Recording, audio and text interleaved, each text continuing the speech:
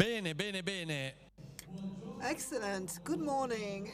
Again, good morning. Let us begin. Please take your seats. And as I was saying, we are going to start this morning session. So this first day, we are going to be here today, 18 March, and tomorrow, 19 March.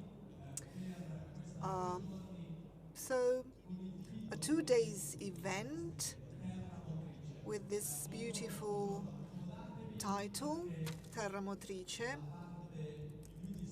which we may roughly describe as the Earth locomotive.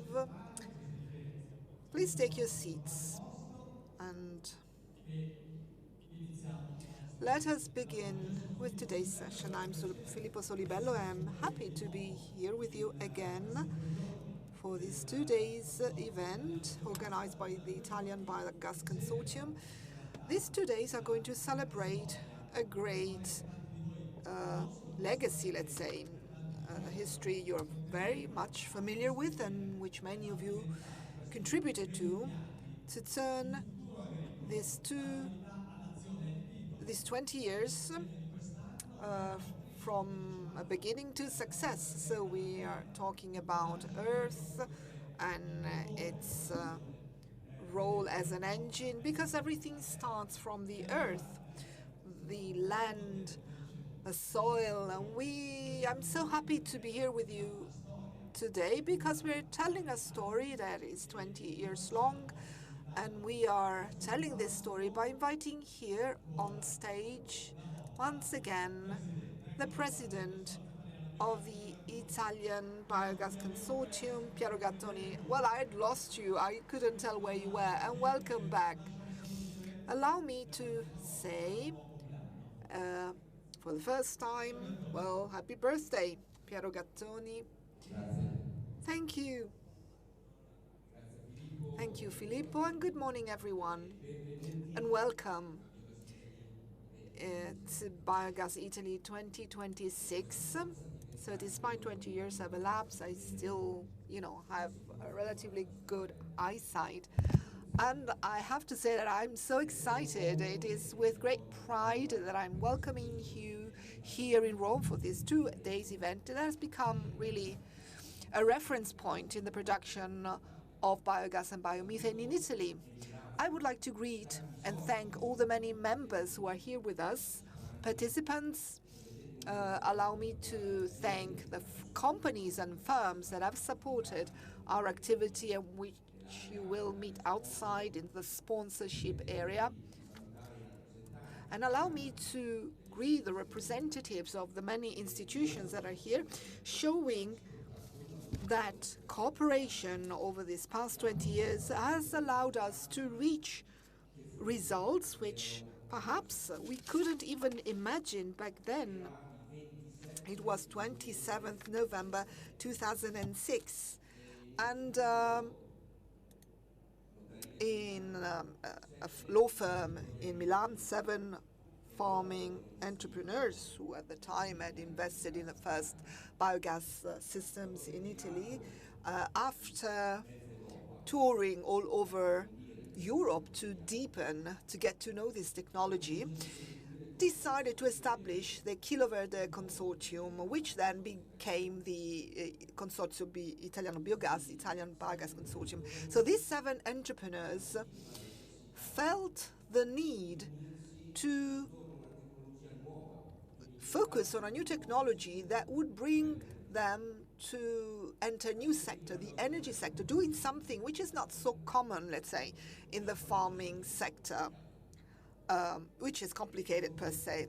So today here we have some of these persons, and to the founders of the CIB, I would like to devote our first round of applause.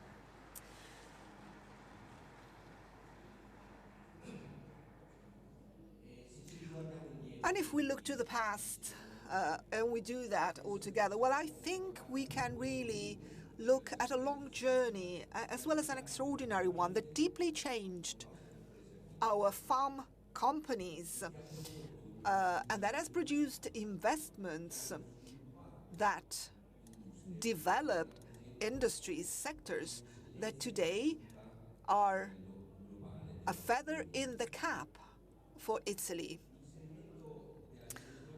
And so the inclusion of anaerobic digestion in our farms, so this ancient technology, but seen from a modern perspective, well, this has also had an incredible impact on the system because it allowed people to see farming as the cause of environmental issues,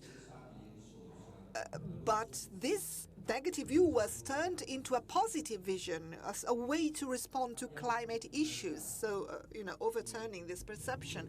And we demonstrated that producing biogas in our farms is much more than simply producing energy, because if you produce biogas, it means that you are stimulating the circular transition of agricultural practices. It means strengthening crops, going back to organic farming through the gestate. It means having companies, firms at the local level that are more competitive as well as more sustainable. So we did so by starting from the earth, from the field, from our experience. And that is why we chose this title, this Earth as a Locomotive, because through the years we lived, as our fathers taught us and as we teach our children, looking to the future, but maintaining our feet firmly rooted in the ground. So we would like to celebrate these 20 years, and I would like to thank all those who have participated and contributed to this pathway and that have created this system, so the farmers, the companies, the technicians, experts, researchers, the representatives of institutions, the pioneers, visionary pioneers who believed in a project which today is recognized and acknowledged as unique in the world. And I would like to also extend a special thanks to Angelo Baronchelli, who is my vice president, and we have been working together for all these years, representing our industrial sector. And I wish to thank all the managers and the people who over the years contributed to the growth of the Italian Biogas Consortium. And also, a special thanks goes to the CIB team. Thank you. Thank you to all these people, because with their support we built a solid structure that, thanks to intelligence and generosity, will grant the future of the CIB. So thank you again, a round of applause, and thank you for participating in this Earth Power event. This morning we are going to address several themes. We're going to talk about this path, this journey, and we are going to focus on this biogas done well model, because our project was established, created all around men and women who made this principle the founding principle for their interpersonal and professional relationships. So we have faced difficulties over the past 20 years. This is quite evident, we know that. But we have done so with farsightedness, in the awareness that at a time of crisis, at such a complex time, we can never have solutions that can give answers to individual categories. There cannot be solutions that are only going to protect the status quo. We must have the strength to look to the future and find solutions that are useful to the entire nation.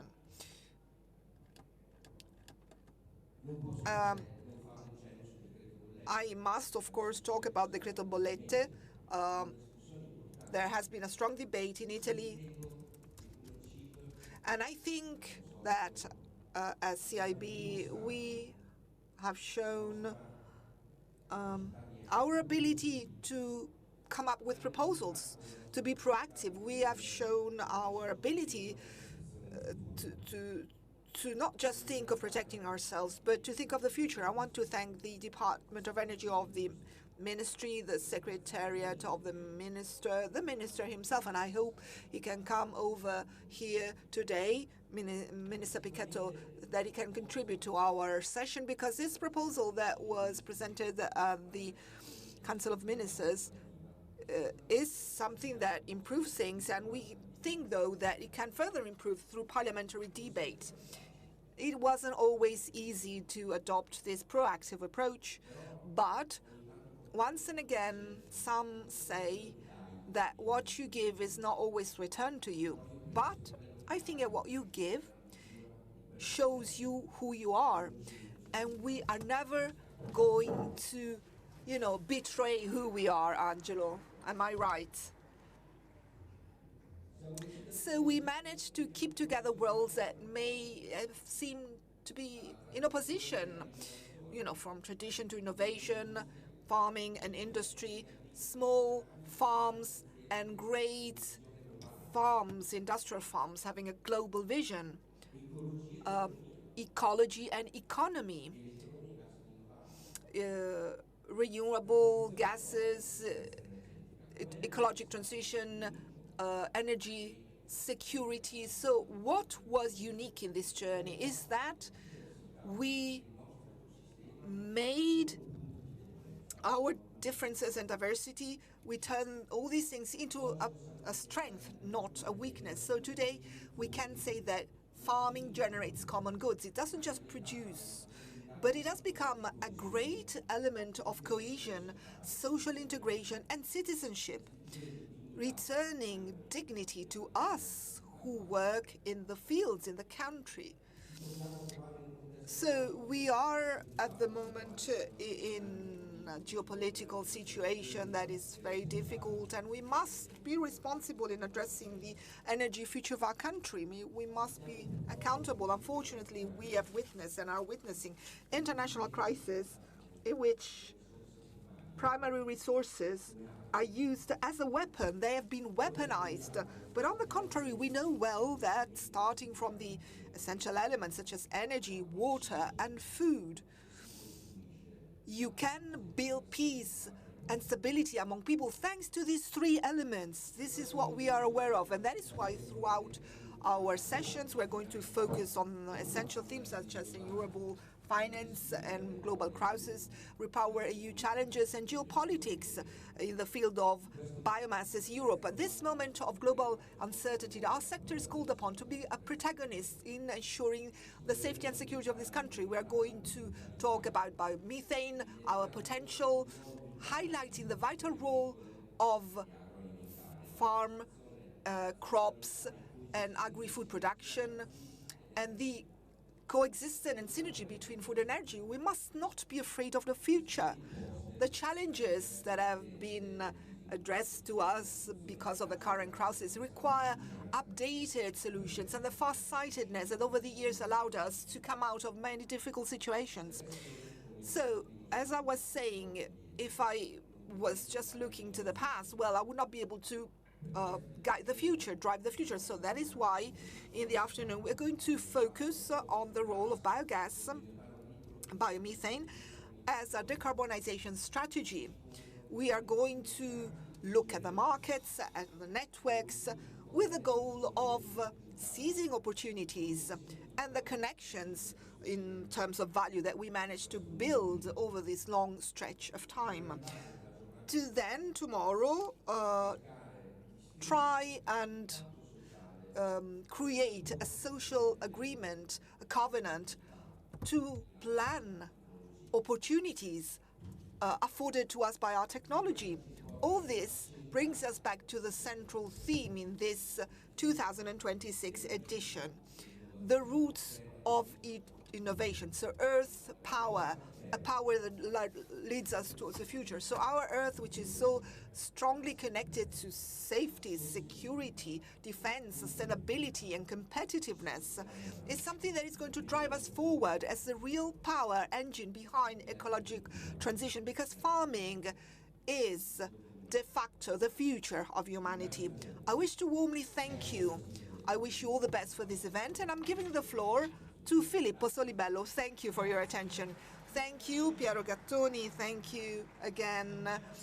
I wish you all the best for these 2 days conference, 2 days during which we are going to analyze so many things. And as Piero was saying, um, it's a reality that is all around us, but which is very complex. Geopolitical international scenarios are increasingly complex. We need to understand them more and more. We need to analyze them in depth, and we're going to do so today with an opening speech, which is going to be delivered directly by the General Manager of RENA, International Renewable Energy Agency, and he's with us. He's CEO Francesco La Camera. Good morning. Good morning, Mr. La Camera, and welcome. So, the floor is yours for your presentation. Renewable finance and the global crisis. Well, good morning. Good morning, everyone. And thank you for inviting us here today, IRENA, International Renewable Energy Agency. Thank you, Mr. President, for your inspired address. Well, for me, it is a great pleasure to be here today. And in addition, you know that this agency has its headquarters in an area which is challenged, unfortunately, at the moment. So we are a bit in a certain difficulty, but we are working remotely, and that is why I was able to be here today. So as we heard, we are experiencing a time when energy has gone back to the center of the global debate, not just in terms of climate issues, but in terms of security, strategic sovereignty, etc. Recent geopolitical challenges and tensions very clearly have confirmed once again that an energy system focused and dominated by fossil fuels is inevitably exposed to the crisis we are experiencing. So volatile prices, uncertainty, vulnerability. A single event may destabilize markets all over the world. And that is why today, energy transition is no longer an environmental choice. But the IRENA figures tell us that the change is already ongoing. In 2024, 582 gigawatts of renewable power capacity were reached, bringing the total to over 4,000 gigawatts, with a yearly growth increasing higher than 15%. Renewable energy sources represented more than 90% of all new installations for electric power generation.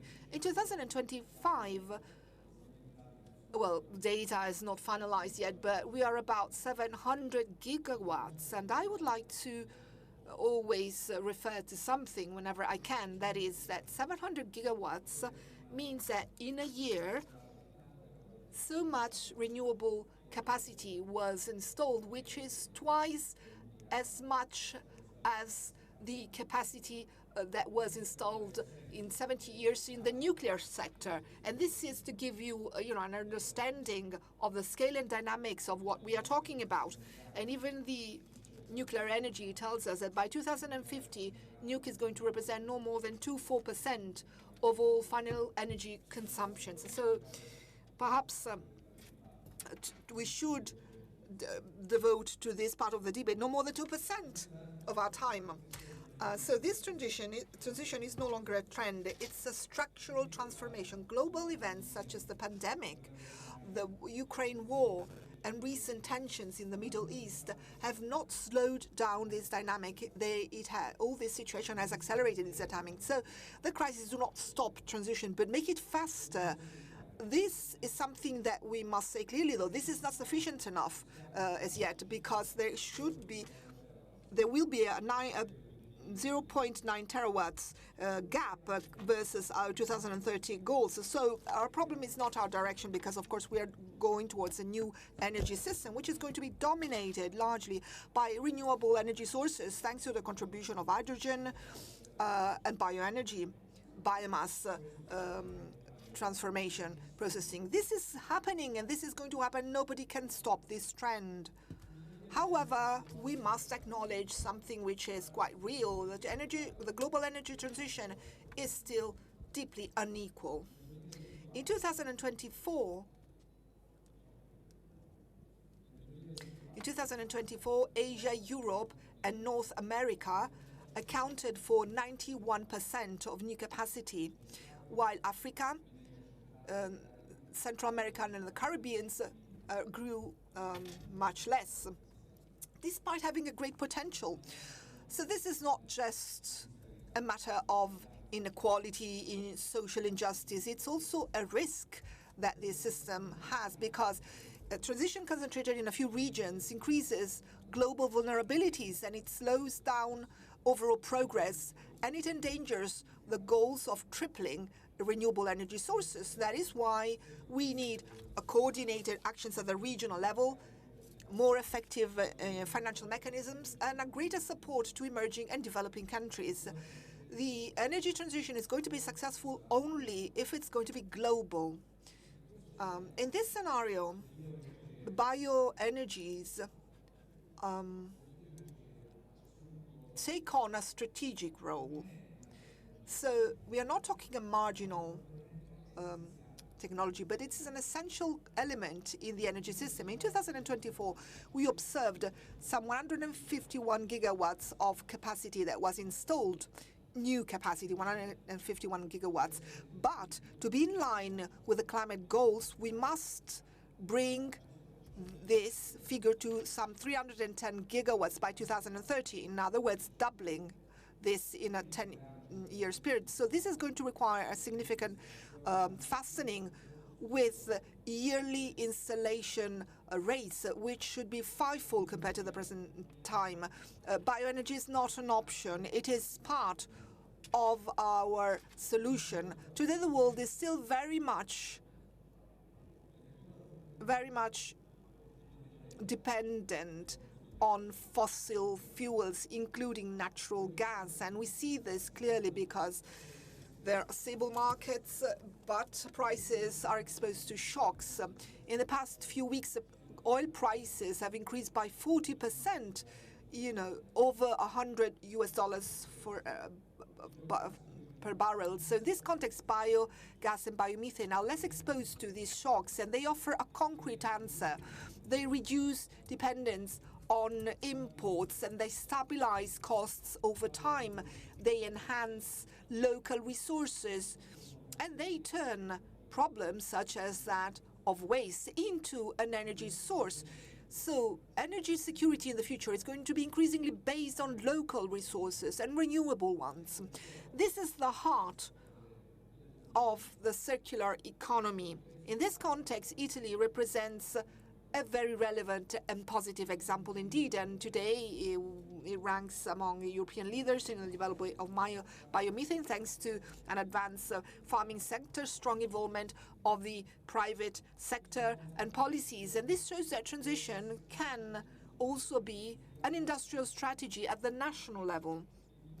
Biomethane is one of the most concrete solutions and immediate solutions that we have at our disposal today. It is used in sectors in which full electrification is not possible, contributing at the same time to stabilizing the electric grid when there is a low production from variable renewable energy sources. Biomethane can be stored easily by using current existing infrastructure and be produced locally. And that is why it also has less constraints in the supply chain. Technology for the production of biomethane is mature and also strong from a commercial perspective in countries such as Italy, Germany, Spain, the Netherlands, etc. So it's not by chance that in Italy biomethane is emerging as one of the most promising solutions for energy security. Investments also carried out in different forms strengthen the energy independence, industrial competitiveness, and the resilience of the farming system. Here we see clearly that energy security, economic development, and sustainability can progress together. Now, despite these advantages, the sector continues to address some challenges. So we need efficient regulations to prevent frauds and greenwashing, granting at the same time an equal playing ground to all sector members. In our report, Renewable Energy Transition Outlook for the EU, produced together with the EU Commission, what emerges clearly is a systemic role of bioenergy. The main results show that bioenergy will represent 12% of the total energy consumption in the EU by 2050 versus 9% in 2021. This turns into over 289 billion euros of investments, which are necessary to meet energy requirements between 2025 and 2050, with key applications in the field of industry, transport sector, heating. Bioenergy cannot replace electrification, but it supports it, and it contributes to building more diversified energy systems, more decentralized ones, and even more resilience to geopolitical shocks. All this, however,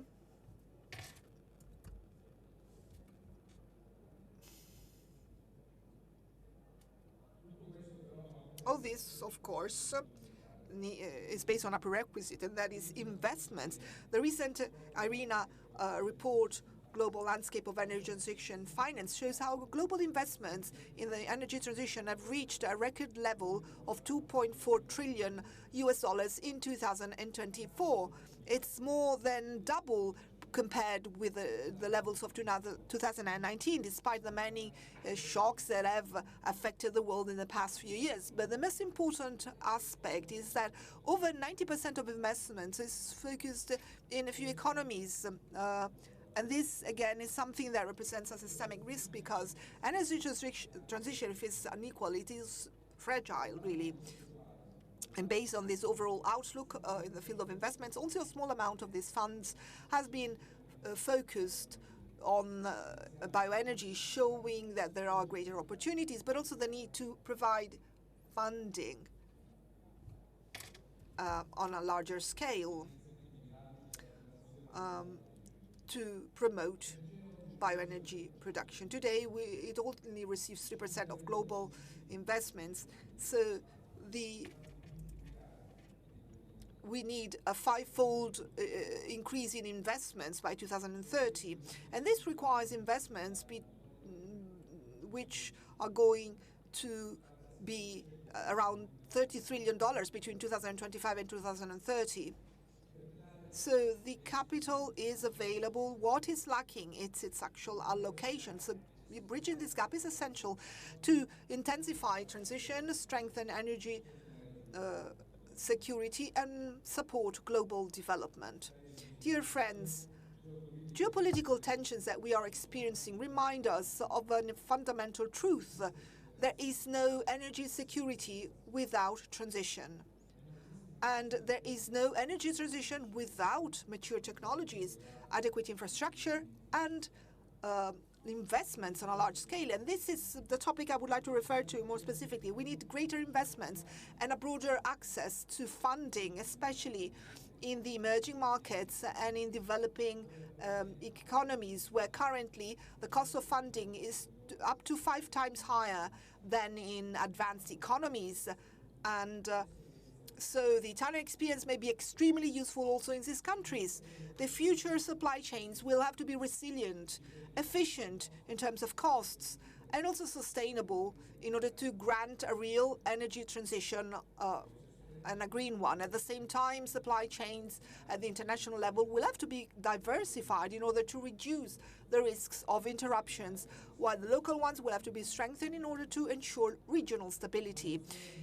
Innovation in technology and funding mechanisms is an essential pillar in the energy transition trend field, not just to promote the production of clean energy, but also to promote sustainable practices and the replacement of materials. Bioenergy, especially biomethane, is part of this response, of this answer. It is not a technology of the future. It is a solution which is readily available today. And the real challenge is no longer understanding what to do, but doing it as quickly as possible. And along this journey, countries such as Italy, the firms, the companies that are here have already built a real great legacy in the biomethane sector, and they can represent, leaders. They can become leaders at the international level. Thank you.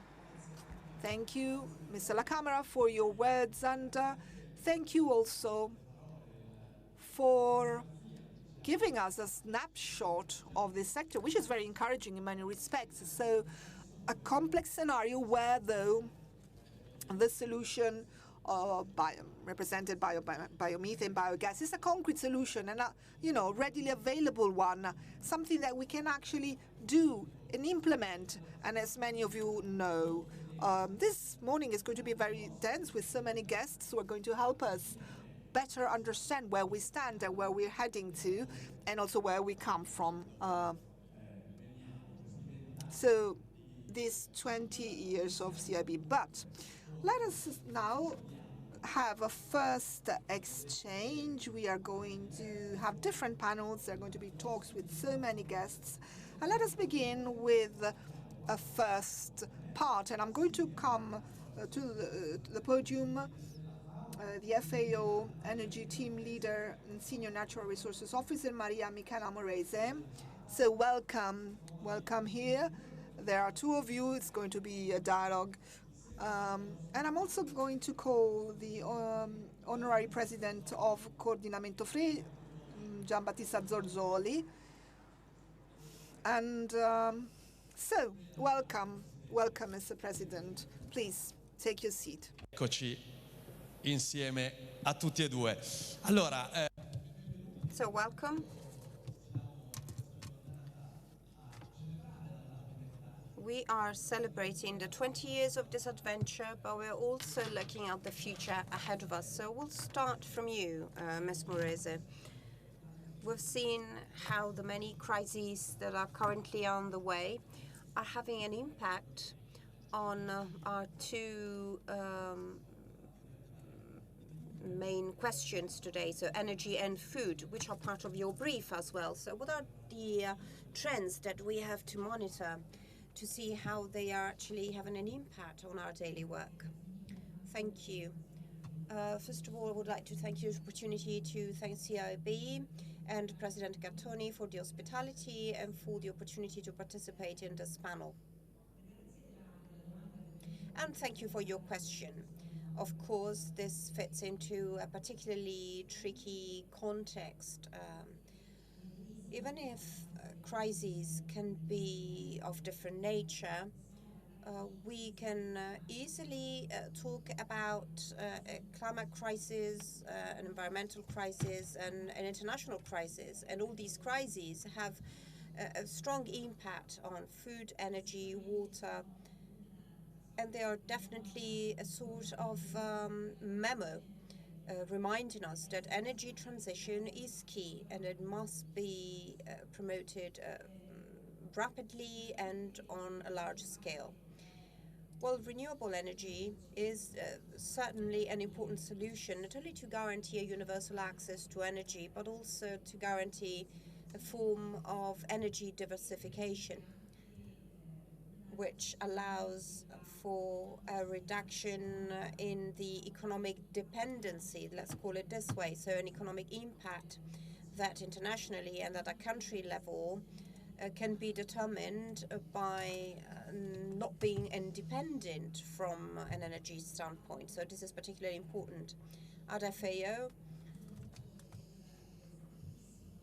we focus very much on the very close connection between energy, climate, and agriculture. Naturally, all of us here in this room know very well what the numbers are.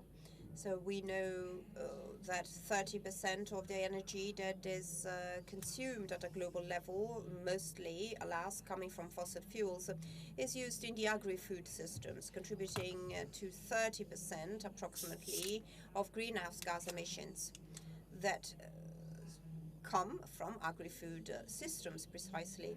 So this means that energy is necessary in every step in the agri-food systems, and this means that there's a very close connection between agriculture and energy. So it's a two-way street. So agriculture needs energy to grow its crops, and of course the energy that is used releases emissions because renewables are not used enough. So agriculture has a very important impact due to climate change. That is an underlying process. So it is a vicious circle. But you can break this circle through solutions that have been already presented. For example, renewable energy. Renewable energy that has to be used for farming purposes.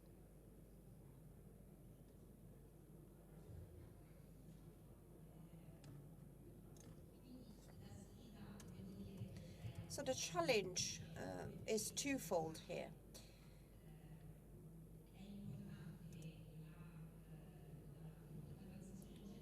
Energy transition is important to guarantee a sustainable sector, and agriculture can offer solutions.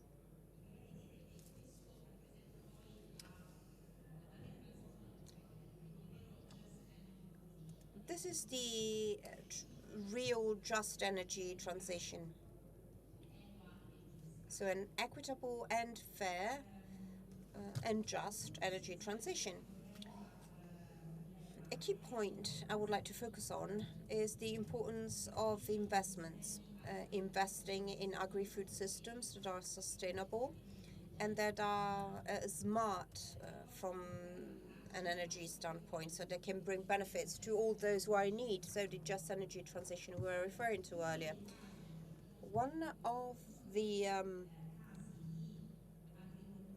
cases of solutions that can be offered by agriculture, or residues that can be transformed into resources, and this is the actual win-win logic underlying the connection between agriculture and energy, is represented by fighting against food waste. This is what we do at FAO. So we focus on the agri-food system, and we deal with it from beginning to end, so up to consumption. So we know that agricultural produce, food, well, unfortunately, 1/3 of what we produce ends up in the litter due to bad conduct, bad behaviors, but also due to the lack of refrigeration systems that are adequate, especially in developing countries. So at FAO, we focus on the food chain from production to disposal by supporting the refrigeration process from the very beginning. For example, we make sure that there's a refrigeration system in place from the fishing vessel in Senegal to the marketplace where the fish is going to be sold, because due to the high temperatures, fish in this case might decay. So after a few hours, it might be no longer edible, and so might be disposed of, if not sold.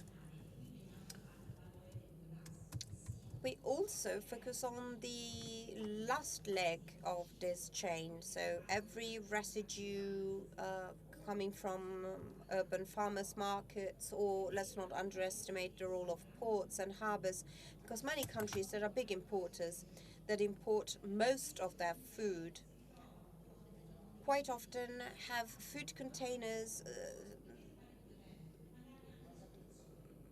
left in the harbor for many hours under the sun, leading to food waste.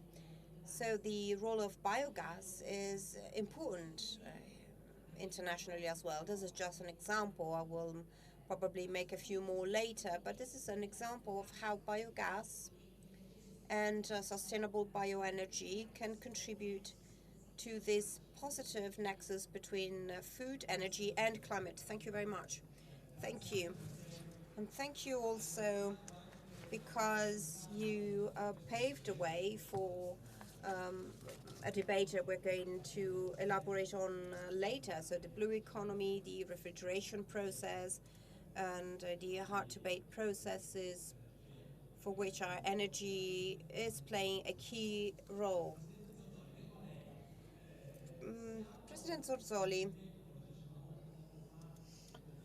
we are in a time of conflict, of international conflicts, crises, priorities are changing in the agendas of the institutions, of the international organizations.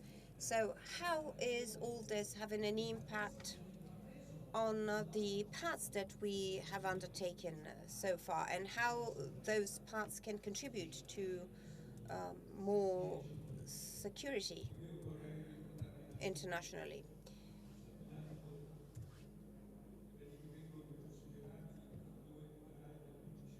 I would like to focus on the main two drivers of energy transition that are PV and wind energy.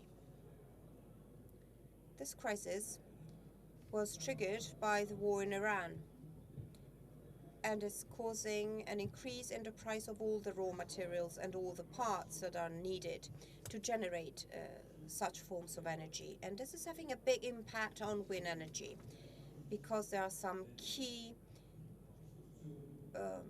materials that are needed to build blades for the wind farms, and also generators that are increasing in price. And this is, of course, exacerbating the situation of wind energy in terms of production costs. For PV energy, the main problem is that the whole of Europe, and Italy as well, depend on a supply chain that is based in China.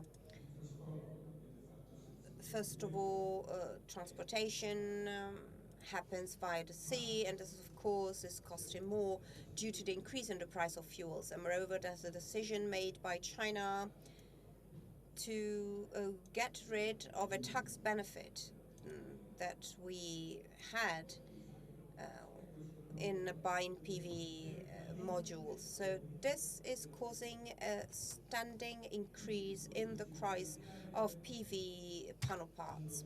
So the main two drivers have been affected for different reasons by the current crisis. So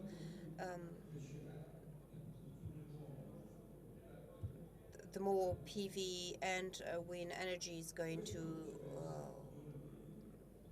become more common, the more the price will grow. And this is not happening for biomethane. I won't reiterate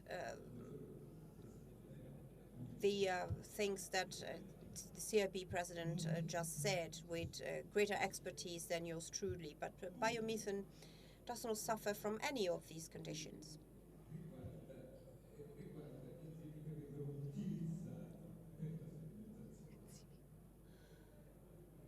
The only question regards the enzymes that are used for the fermentation of biomethane. Since the main component for their production is milk that is not being affected by price increases, there won't be any effects accordingly. Conversely,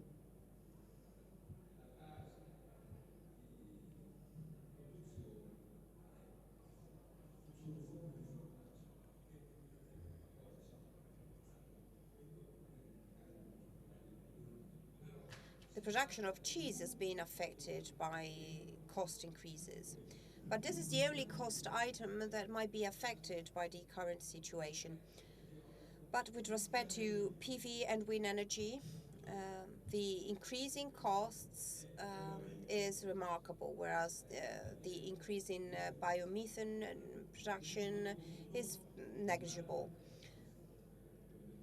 We also must bear in mind another characteristic of biomethane. Wind energy and PV energy only generate electricity, whereas biomethane can have many other applications. I don't want to talk at length, but I would like to mention just a couple of cases that might be particularly relevant. For example, my biomethane in the steel industry, for example, in plants like Ilva, the ex-Ilva, because being used instead of coal, it minimizes greenhouse gas emissions, because treating iron-like materials with coal means consuming several kilos of coals with, ferrous materials that are being used. Moreover, biomethane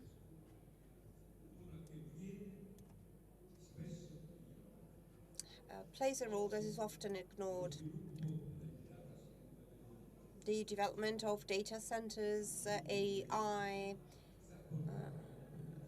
consumption electricity is contributing to enhancement in the power of electricity lines, and this might cause power outages. So short circuits, basically. So you would need turbo generators. And if we want to go towards decarbonization, we would need renewables. Hydroelectric power is giving what it can give. We know that geothermal energy for now is site dependent, so it is very limited. The only energy source that can definitely give the necessary contribution in terms of turbo generation is biomethane. Biomethane is flexible because it can be used for several purposes, but it also has an additional benefit. It can be produced anywhere in Italy, in the Po Valley or in Sicily. So this means that a generator fueled with biomethane prevents damage caused by short circuits and power outages. You can actually put it in place in Sicily or in Lazio in central Italy or in northern Italy in the Po Valley, and that's another great benefit of biomethane. So flexibility, but also the fact that it is ubiquitous as a source of energy. Thank you. You know that we are great fans. We've been great fans of biomethane for a long time. I always tell all those who participate in our conferences. I used to have a moped that was actually on biomethane. So maybe I would have become way more famous than Valentino Rossi. Joking aside, Morese, over to you. When we talk about integration between food and energy, I think you have a few case studies regarding a few countries in the world. Could you give us a few examples to think about any possible solutions that might be put in place? Yes, of course. We implement concrete projects, so we build digesters and other forms of renewable energy. But I would like to point out the importance of the biomass that can be used for biogas. For example, in India, we worked on the rice residues, rice-grain residues that are usually burned after the harvest. So they only have a fortnight to get rid of the residues. So the only thing they could do is to burn residues from rice growing right on site, because there's no actual industry that can transform these residues into a resource. So these residues from rice growing could be harvested, could be stored, could be transformed into um, pellets. We carried out a study in Punjab, India, producing 500 million tons of residues from rice growing a year. So if we thought about using only 30% of that portion that is produced in Punjab, so the state of Punjab would reach its state goals in terms of pellets or compressed biogas of second-generation bioethanol. So this gives you a flavor of what I mean when I say that there is no mindset yet, but there's no industry yet. So it has to be built from scratch, so with important investments. This is one case. We worked in Rwanda in agricultural residue and how this can be used to increase the access to clean fuels by 33%, for example, for uh, kitchen users. In Vietnam, we studied how residues from manure can be used to produce biogas. The same in Paraguay, sugar canes, 40% impact on the biogas production, Solomon Islands or Gambia. There too, we studied biogas from organic waste, for example, sewage or agricultural residue of different nature. So in Gambia, it has been estimated that on only 4 case studies, the potential for biogas production is 32 million cubic meters in a timeline of 15 years, which is the average duration of a project. And we would need an initial investment of $2 million. So we are not talking about crazy money. In the Solomon Islands, we estimated a potential of 45 million cubic meters of biogas over a timeline of 25 years with an initial investment of $4.2 million only. So this is just to say that the international potential is out there, that agriculture can offer solutions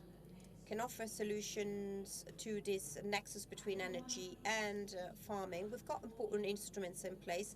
For example, sustainability indicators have been developed in the context of an international initiative that we have been coordinating at FAO, the Global Bioenergy Partnership. That is turning 20 this year. We're celebrating the 20th anniversary. So these sustainability indicators are measured to assess the sustainability of the whole sector from a social, economic, and environmental viewpoint, to give political decision makers important indications with respect to what policies should be put in place to improve the sustainability of the existing sectors. So we conclude by saying that there are 2 important elements I would like to focus on. First of all, the importance of policies, and to have policies that give guidelines. It is important to have a proper data collection, so to carry out assessments, to implement studies. We've seen too many times in Italy and abroad important investments that were not based on a feasibility study carried out up front. For example, the availability of biomass in the surrounding areas. So this is important. Data whereby informed decisions can be made, and investments, funding, a broader and easier access to funding, considering especially developing countries that maybe are having a harder time in accessing funding. This is an important aspect to consider. Let's start from our land. So that is a driving force. So biogas, but also sustainable bioenergy come from our land, come from our soil.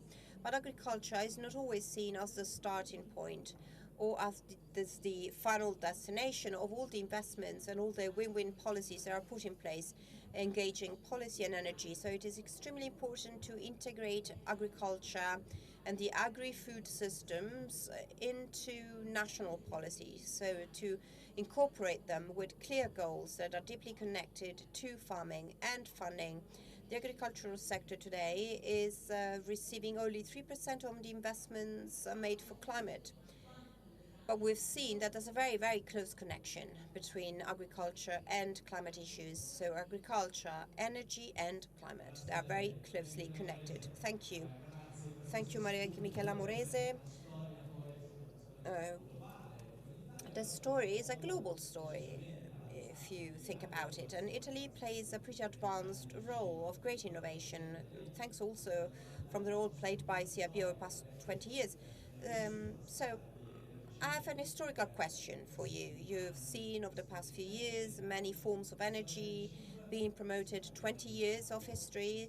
Would you have ever imagined such a beautiful story to happen here in Italy? So to have a consortium developing a biogas done right, so a biomethane that becomes an example, as we're going to see also for other countries. Well, I think that in this connection, Italy is an important benchmark for all European countries. There's no question about that, especially because we've been realizing something that is not so evident for other energy sources, or actually it often doesn't happen. So the fact that integration between industry and agriculture allows, and that's the key point I would like to stress once again, allows for the production of biomethane to be scarcely dependent on any cost item, especially the cost of raw materials around the world. It is an endogenous resource, let's call it this way, and this is extremely important. As I was saying before, apart from the mesophilic bacteria that are just marginally influenced, it has the ability to handle all the factors that might contribute to the development of agriculture. This is sustainable on all levels.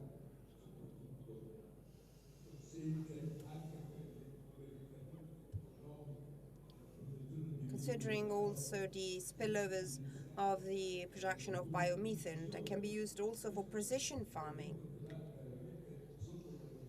This is something that must not be forgotten or underestimated. But once again, let me iterate this point. Without biomethane, certain functions will become more and more pressing in the decarbonization process, and with biomethane they won't be as pressing. Anyone managing a grid, and Turner knows that very well, knows, and I'm not talking about power outages, but any other type of failure of the grid, they know that you need to have rotating bodies that have sufficient inertia to keep generating energy until maintenance is performed on them. So I won't repeat things that I've said already, but the greatest contribution can be definitely given by biomethane. Thank you. We'd like to thank our first two guests, Gigi Muzzorzoli and Maria Morese. So an applause for them, and thank you once again for attending. So now,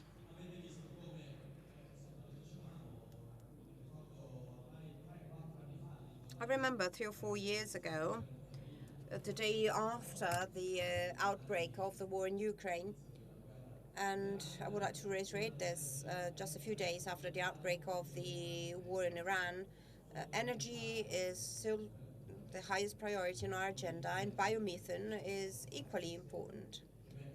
It is a source that can definitely guarantee the security of our country.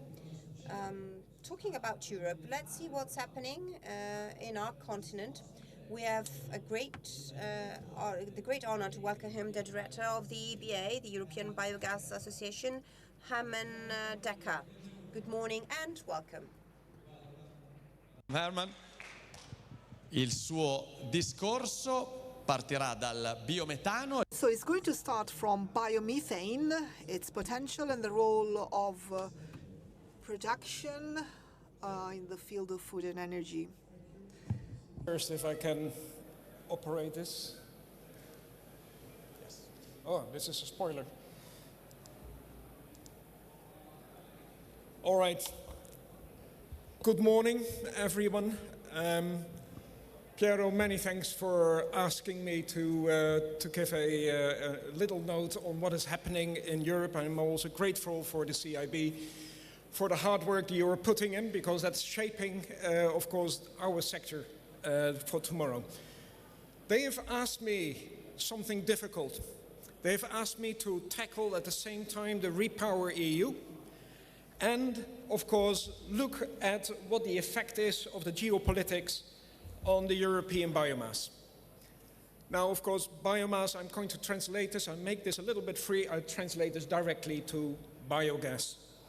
So let me start with the first part. You probably know this. So if we look at the energy transition, there are seemingly three contradicting parts: sustainability, security, and affordability, or competitiveness, as they call it. That is the energy trilemma. In 2022, when the war started in the Ukraine, the European Commission came with a Repower EU as an answer to actually focus fully on the sustainability part to make us independent from Russian gas. Now, that was 2022. Things have changed, and things are changing very fast nowadays. 2024, you all know this, Draghi came with a report especially about European competitiveness. And it was tilting somewhat this energy trilemma, where it was sustainability first, affordability became into perspective. And then, of course, we had more things happening. In 2025, the new Commission came about, and the new Commission said, all right, let's have a relook at this energy trilemma, and how can we address this? And they addressed the competitiveness with the Clean Industrial Deal, the renewable part still with the Repower EU, I'll recircle back to that, the climate target of 2040, and the bioeconomy strategy. The Repower EU, actually, they laid out a roadmap, and what they said was, we would like to get rid of the Russian gas by 2027. That is, of course, very good, and one of the items they wanted to do that is by diversification. However, if you look at the developments only this year on what is happening in our world, things are changing very fast. First of all, we had Greenland. I'm not sure if you can all see it, but of course, the crisis around Greenland. And that suddenly started to realize that what we are doing is making ourselves dependent on the United States. Of all our LNG imports, which is rising very quickly, already almost 60% is coming from the United States. That was one part. A few weeks later, the industry came together of Europe in Antwerp, together with the European Commission, around the Antwerp Declaration of a year earlier, and they called for competitiveness. The European industry is in dire straits, and they would like to make sure that they stay competitive. And then, of course, the war in Iran happened. What does this all mean to the Repower EU? We had a target of 35 BCM. At that time, and it still is, it's a political target. It's not set in stone. And I can say that this target is a direction. It is an aspiration. But looking at what is happening right now in the world, we need more than an aspiration.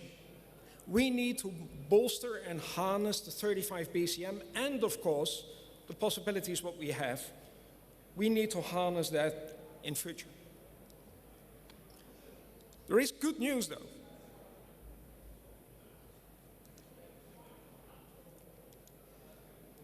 And I'll click on. The good news is, in 2025, and we do this every year, we do an investment outlook. And the appetite of the industry and the sector to invest in biogas is huge, is really big. 28 billion euros set aside already for 2030. We expect more to come. So here the answer is, it is not the industry which is making that we are not making the targets. We need to do more on the political side.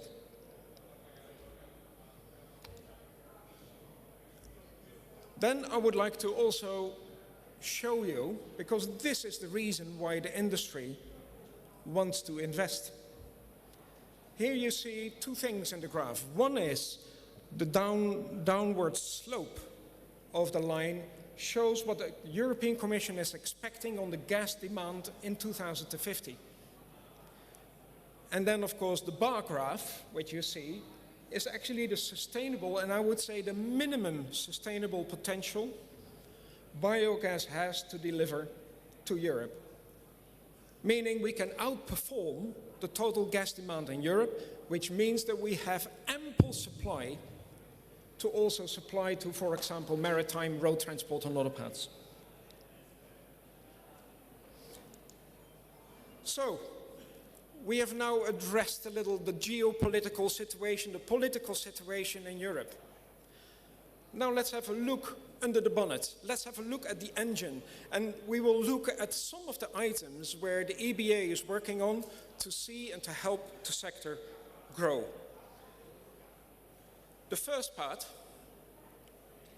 is the European Commission would like to come with a tripartite agreement on biogas.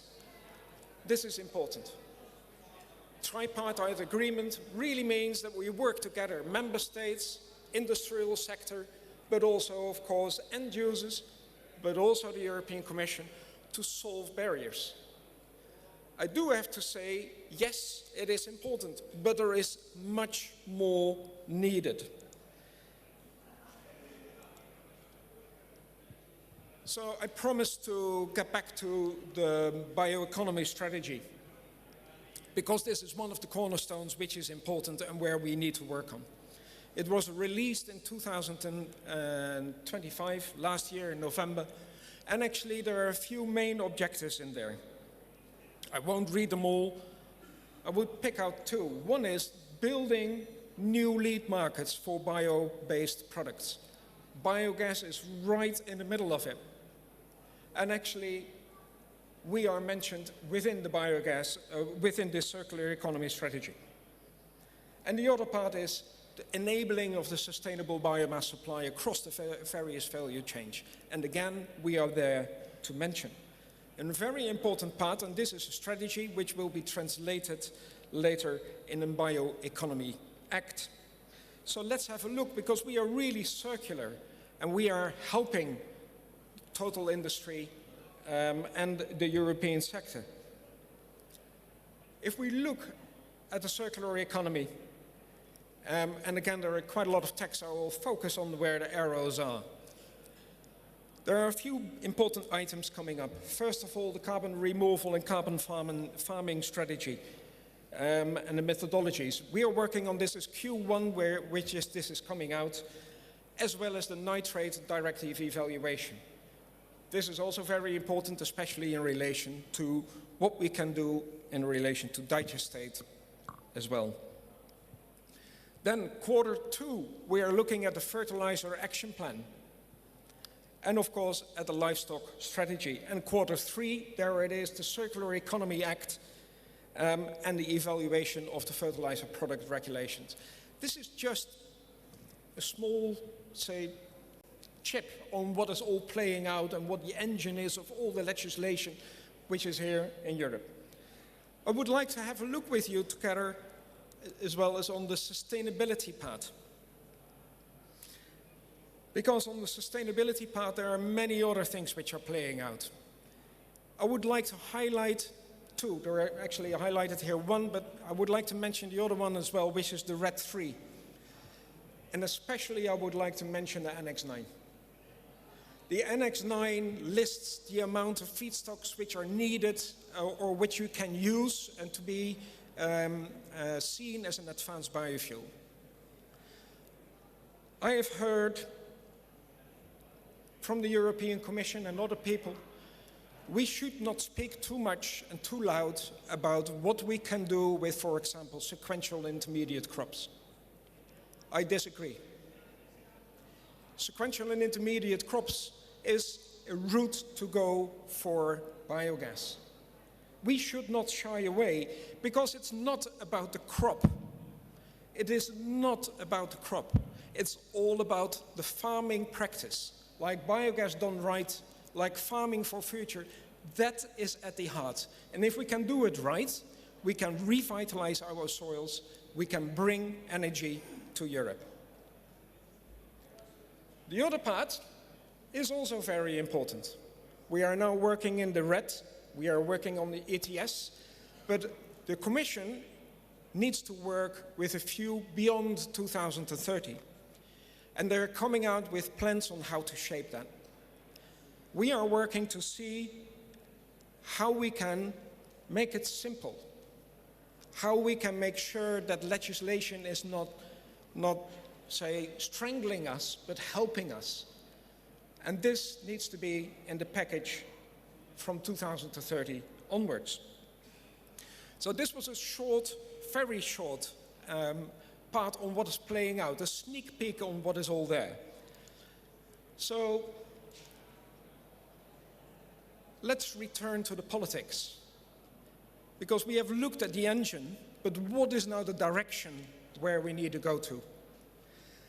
And I would like to bring to focus 2023 and 24 as well. Europe spent 800 billion euros to alleviate the pain of the rising energy prices. 800 billion euros, which basically is a fossil subsidy. If that 800 billion euros was used in the years before to develop the biogas sector, we actually would have helped the European gas sector a lot, with almost 50 to 60% of the total gas need. If we want, and I hear already, I think even in Italy they are saying we need to reopen coal-fired power plants. I've seen that now member states are calling for taking out the ETS for power generation. That is the old model. It makes us and keeps us still dependent on the same energy sources. What we need to do is we need to be smart. So we bring into perspective, again, our total potential, but we bring into perspective again what the industry needs, but also the sustainability part. And here we are working with the industry, because they're almost calling us now daily, asking for biomethane and biogas. And we're working with the industry, and we will come out next week with hopefully something very big.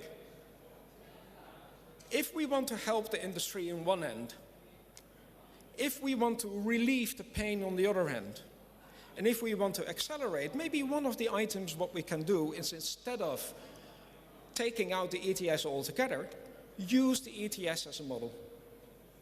So why not double count biomethane in the ETS? That would lower the price for the industry, it will accelerate the deployment of biogas, and at the same time we are very sustainable. That is a new route to go forward. And then of course we have much more to bring. Biomethane is a solution for the total energy system cost. We can integrate together with electricity, renewable electricity, what is needed. We are bringing the fertilizers, and we are bringing biogenic CO2 as a fuel for the future. Thank you very much. Grazie.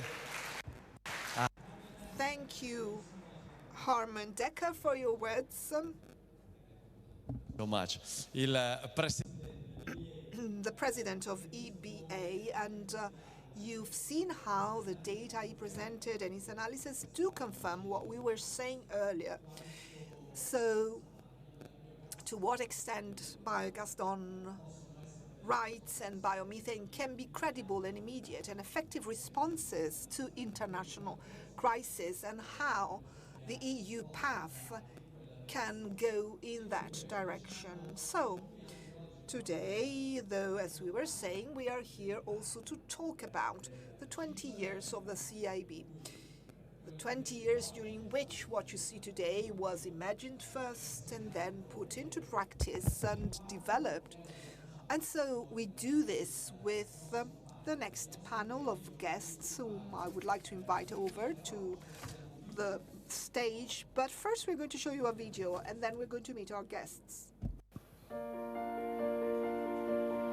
Sorry, translation is not provided. Gli anni non si raccontano con una data, si riconoscono in un percorso fatto di aziende, territori, persone, di scelte prese quando non erano scontate, di lavoro quotidiano. So, over the past 20 years, a lot was done. 20 years of work in silence. Something started when the future of farming still had to be written out. Over the 20 years, these 20 years, CIB grew with its members. It supported farming in a deep change.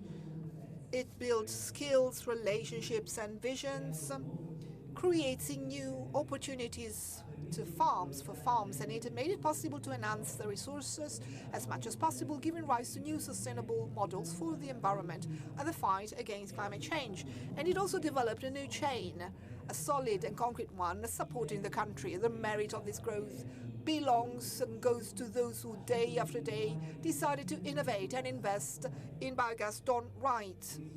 This is the meaning of what we do that brings benefits to all. This is our daily work, an idea that over a 20-year period became a development model and a network of excellence.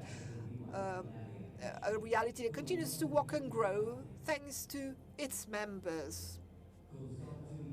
Consorzio Italiano Biogas, Italian Biogas Consortium, our history brings power to our future.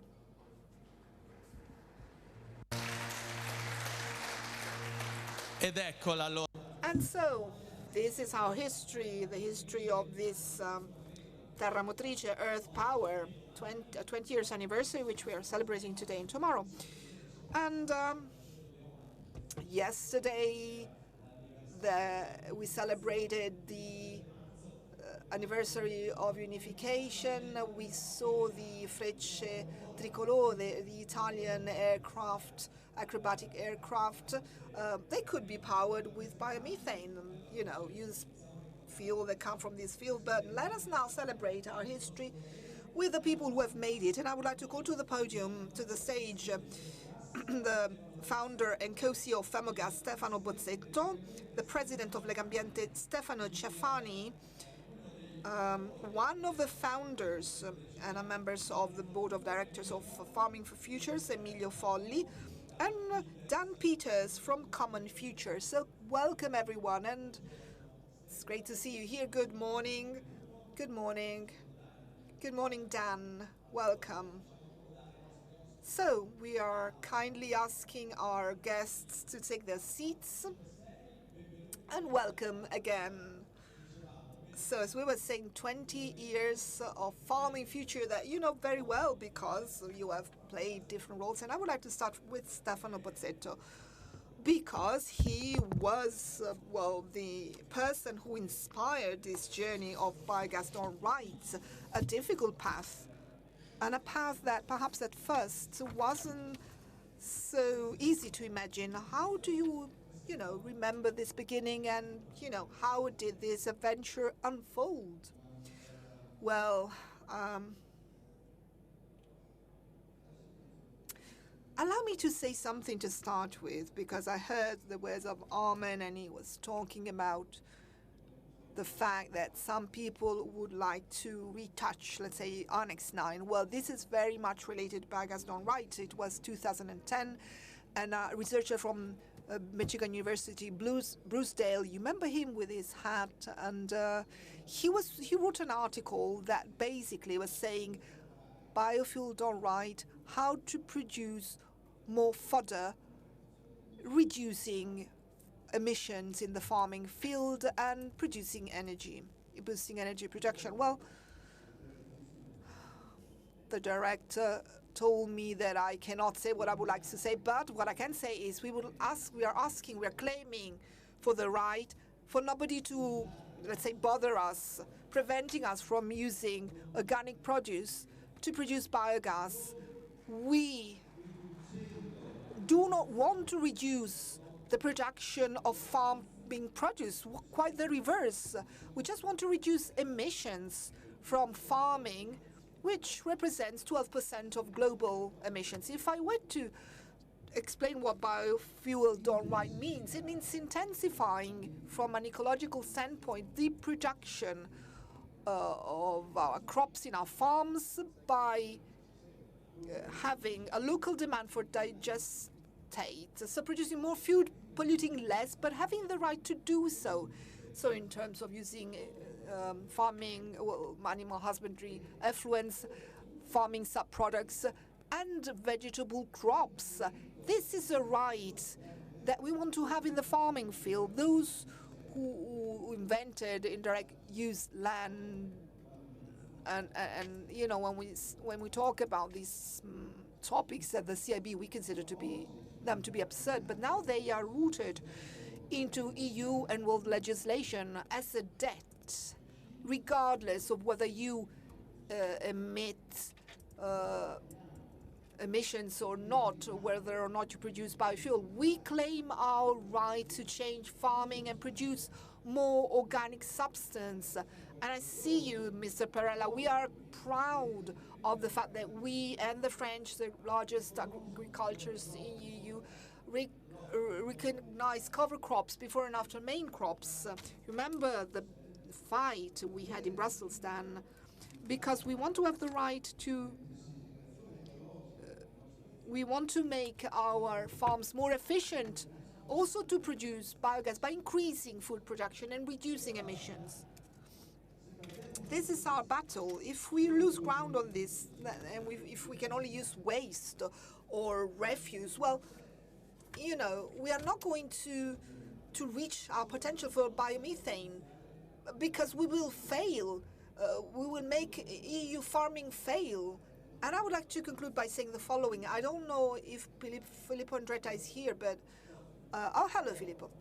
A few days ago, I was honored to spend some time with the Andretta family. Andretta is one of the largest Italian farming families, and I asked Renato, the father, you know, what are we going to do in order to win competition with Mercosur and with Russia and Ukraine? How can we be winners in that great agri-food company, in that great industry? They think that in order to reach this goal, we must continue to farm as we do in a specialized way, but without biomethane, precision farming, organic fertilization, so the deflating of production costs that were mentioned by Zorzoli, Mr. Zorzoli. Well, we do not have the chance of ensuring Europe a real food autonomy.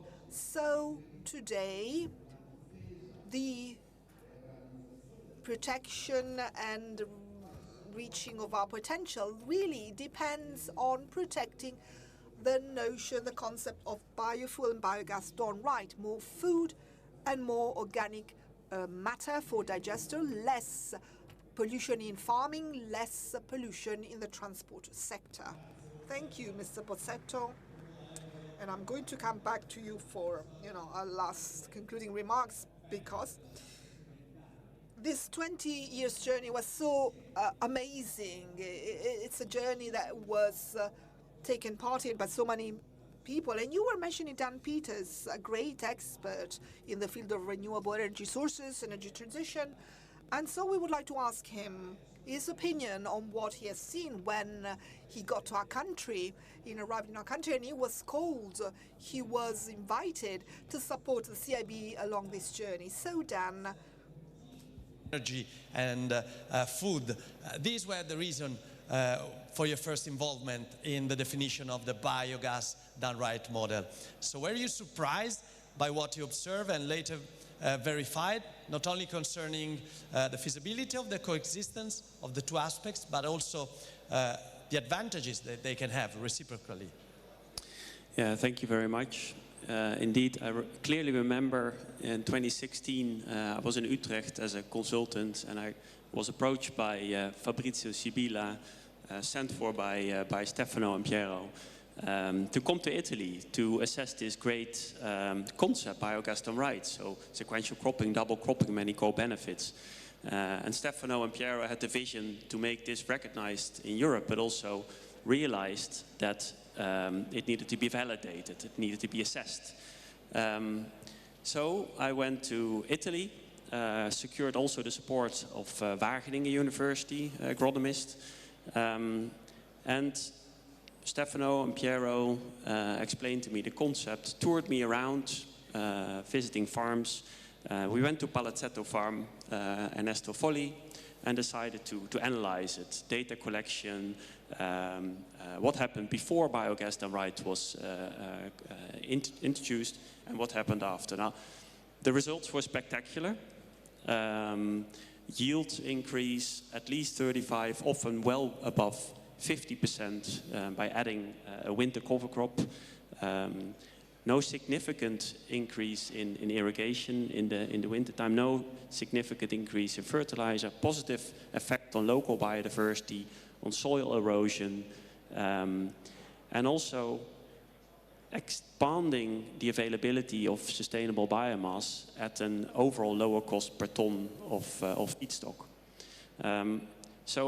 And indeed, as Stefano said, this was a time that bioenergy was frowned upon in Europe, indirect land use change. So here we have a widely available source of biomass for bioenergy, fully sustainable, no ILUC. So with that message, we went to Brussels. Andrea Steger had the vision that there should be a group of companies supporting this, getting the EPA on board. So we started to analyze and tell the story also in Brussels. It's still, as Harman said, an ongoing dialogue. But I do think that biogas done right changed the perspective in Brussels. Grazie. Thank you so much. Come avete sentito? So, as you heard, he came to Italy and he, got to know this model, and he was really struck. He looked at the figures and he said, well, figures are really outstanding, spectacular indeed. And so in this whole story, the good thing, and we were talking about this morning, is that it is a story, a journey that has seen the inclusion of so many different sectors and sector members. Who would have thought of putting together the world of the environment, environmentalists, working hand in hand with people from the agri-food sector or from the farming sector. Some of these people were more united than the others, but the president of Legambiente, Stefano Ciafani, well, is it not perhaps strange to have seen Legambiente supporting the CAB over the years in talking about biogas done right, in telling people about the potential of biomethane and the potential of a system, especially at times of crisis, which up until a few years ago we thought that would be the exception, but have today become the new normality. Può essere strano per chi non conosce. Yes, it might be weird for those who are not familiar with the history of Legambiente, and there are people who don't. But it was a pretty natural encounter. I will briefly fill you in, and I would like to take the opportunity to thank COB and Piero for this invitation to an important conference. I'm always very keen on participating. Well, Legambiente was born of anti-nuclear movements. We focused on energy back then and agriculture. And we were focusing on the green conversion of the economy. So it's a 30-second summary of the first 20 years of our association. Between the end of the 1990s and the early 2000s, our aspirations started to become more concrete with respect to how this ecological conversion was supposed to happen. So we entered into a number of alliances that have led us to practice that green transition ourselves. We hadn't done it before, not because we were not convinced about the importance of the production of biomethane or anaerobic digestion and the several uses that this energy source can have, but because we focused on the production of biogas and biomethane from the organic fracture waste at first. As Stefano was saying, 1998 we signed a manifesto on composting, and then in 2008 on anaerobic digestion we began talking about the separate collection of urban waste, and then we began addressing this question with CIB when we met them. It wasn't necessary to put too much effort in our convincing, so to speak, because the production of biogas done right and biomethane was pretty self-explanatory. And then there's the Piero's intelligence, if I may say so, that contributed greatly to urge us to accompany them in this path. Francesco Ferrante and I are,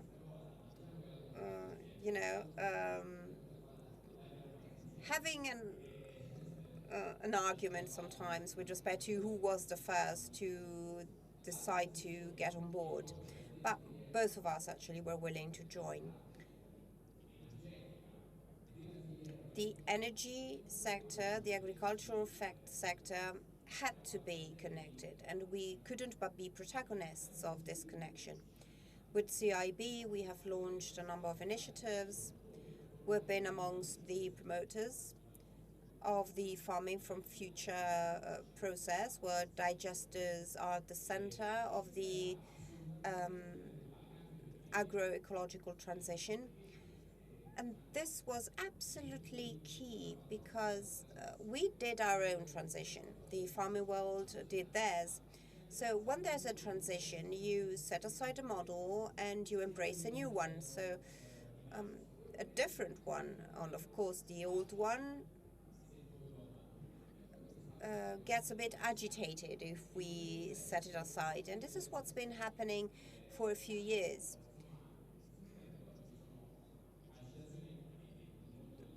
The business world knows very well what I'm talking about. There are many challenges being made to this transition. I recall endless discussions regarding digesters that could actually contribute to contamination by clostrides, so things that some people still believe to be true to date. But the approach we adopted was very clear. We began debunking these myths. We don't want to bring our witness only, to be witnesses only. We want to be protagonists of change. We became, well, I dare say apostles, but maybe it's, but well, we are approaching Easter, so I don't want to brag, but we've become promoters of this technology at a local level. Last year, we launched a campaign, Factor Biomethane, because biomethane has a multiplying effect, is a multiplying factor of the benefits for agriculture and energy. I had a chat with Stefano Bozzetto some time ago, so it's a campaign that we launched in Veneto and now is being mounted all over the country in many other regions. We are the blue helmets of the environmental sector. We tell the story of this technology. We train our citizens. We inform them, we inform local authorities, we inform the operators of the sector, and we mount this campaign nationwide. So we basically plow the land to make sure that many digesters are built to produce biomethane, which is key and essential for many uses, for the green transition, but also for the decarbonization of industrial sectors that are difficult to decarbonize. So paper and other industrial productions using fossil fuels and gas more specifically. We should help them get rid of fossil fuels through biomethane. That can be a very powerful ally of these industries as well. So this path was a natural path to embark on. It wasn't easy because we would love to have many other environmentalist cousins join us and supporting the same things as we do. It is not like that. Piero tends to remind me that it would be very useful to have such a strategic alliance in Europe as well.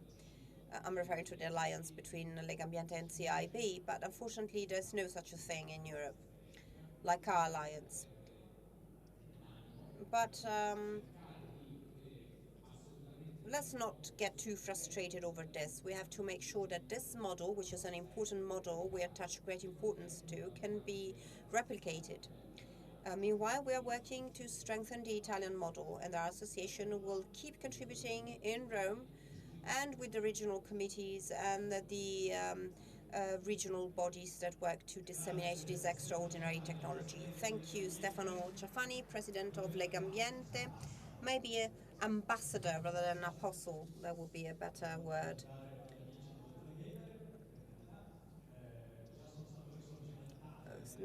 Not to, cause anger on the other side of the Tiber River.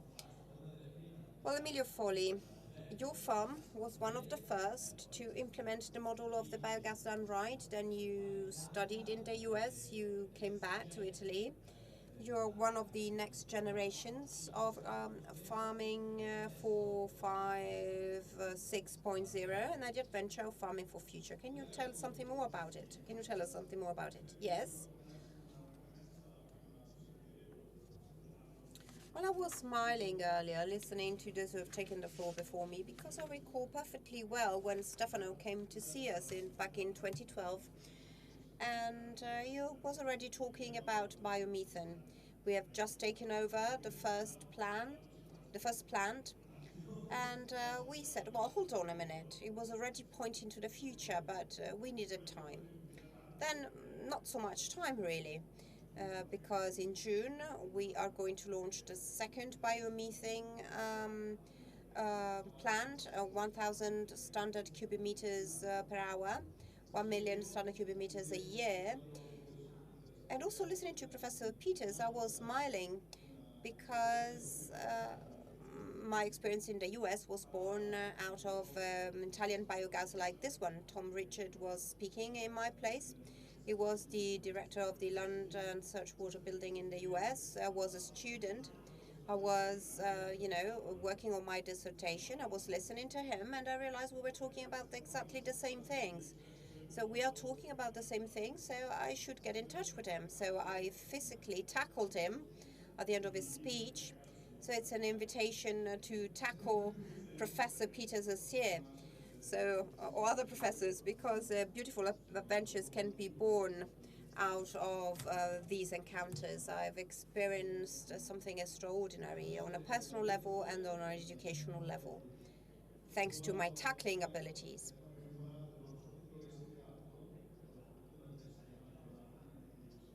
I was lucky enough to be born into a family that raised me, so I've learned a lot from them. So we began with the conversion of biomethane plants. This look at the future is great. We should think together of how this model that we have been lucky enough to inherit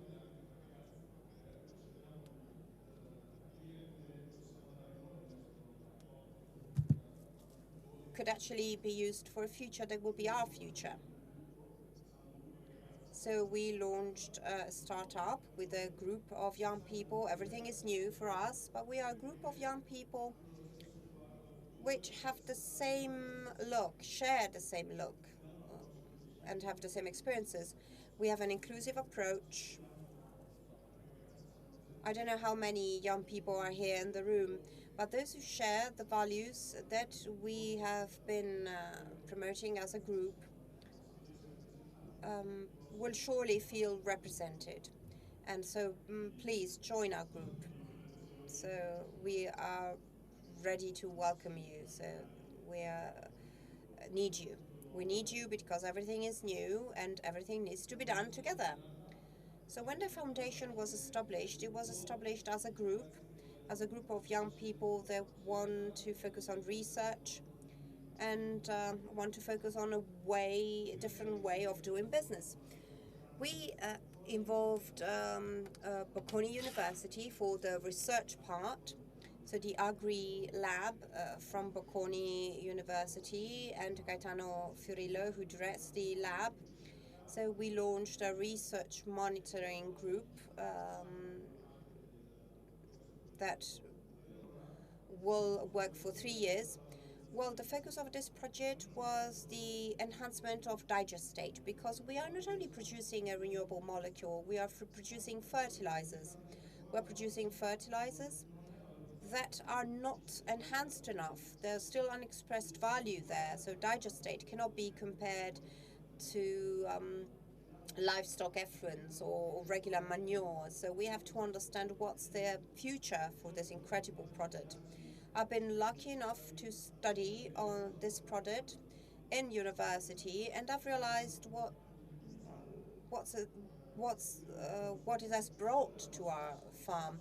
If we look at the soil is our resource, and our soil tells us that we are improving in terms of quantity of organic substance that's available to our bacteria or bacterial strains to promote a certain type of agriculture and to increase our production, more nitrogen, more potassium, more phosphorus,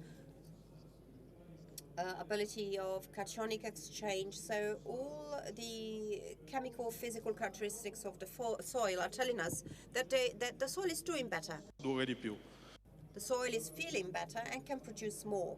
This is our added value. We must find a way to place more value on it, and we are trying to do that with this research monitor that can be seen as a production of fertilizer, but also as a way of being together, because this can't be seen only as a perimeter of something that is born and raised in a farm, but a combination of different realities. In fact, the second pillar of this research monitor will be aimed at observing what's the technology currently available on the market, so to understand how to treat digestate at best and how to have a product that is usable, that is sellable, but that can be used with no specific constraints or different constraints from the ones we are used to. So the second step is being launched now. The numbers are on our side, so we are going to see when this work will be complete. But once again, an appeal to all the young people here. So this group is looking ahead, is looking at the future. We need you, so we are waiting for you. Thank you.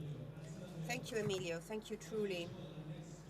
When I was referring to the next generation, well, I wasn't saying that randomly, because if you think about it, our 4 guests are currently on stage, but also the ones that are going to join us later or tomorrow represent very well what these 20 years have meant. So the beginnings, the pioneers, the friends we have met along the way, the internationalization of the processes, study analysis. So everything contributes to what the next generation is going to achieve. So CIB over the past 20 years has done way more than biogas, than biomethane, the biogas done right. It has built in a legacy, a cultural heritage of these new generations. So it's beautiful to see you all here on stage, all together. But before leaving you, just one word.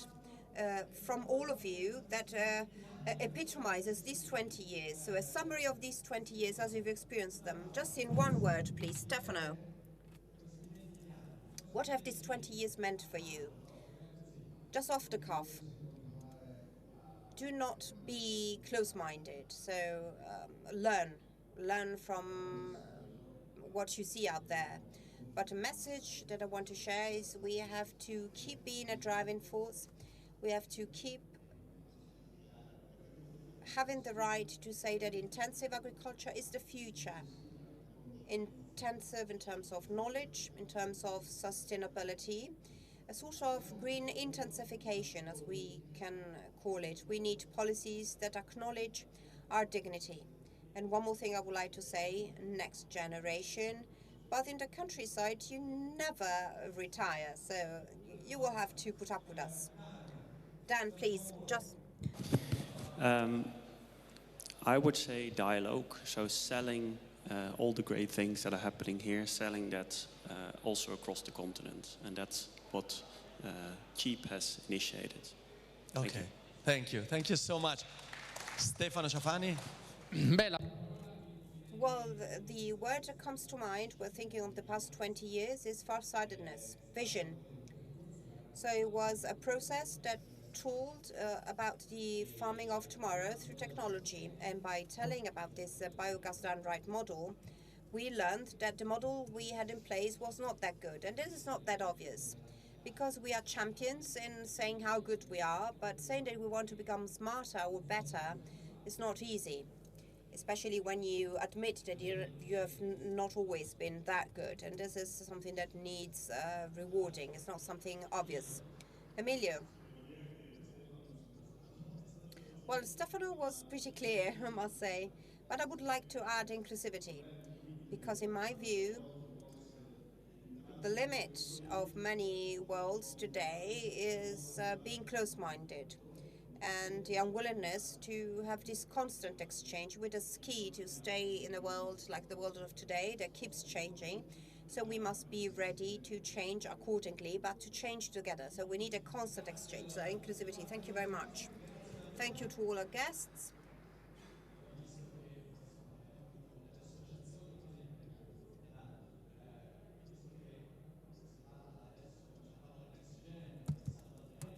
I was mentioning the next gen, thinking of tennis, a first tournament in Italy on green, so maybe we could include biogas done right, and maybe we could go grass for a year and have those tournaments happen there. Well, joking aside, let's continue with our guests. Now it's time to hear about the different steps that have led us here. We are going to do that with a few guests that are here and a few more that are connected. Alessandra Stolfi, director from the Italian Exhibition Group, welcome.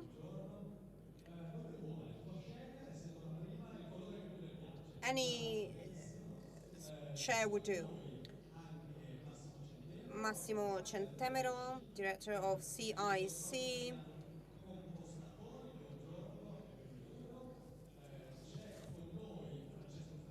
Francesco Ferrante, vice president of the Kyoto Club.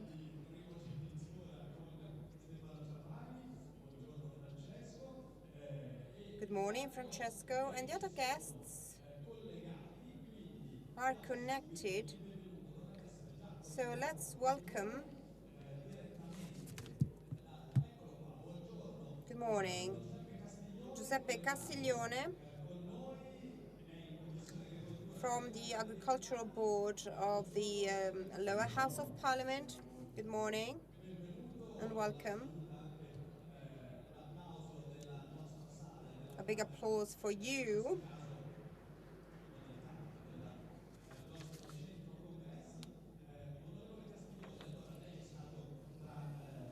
So, Mr. Honorable Castiglione, you were amongst the protagonists of this not easy path of the biogas done right and the recognition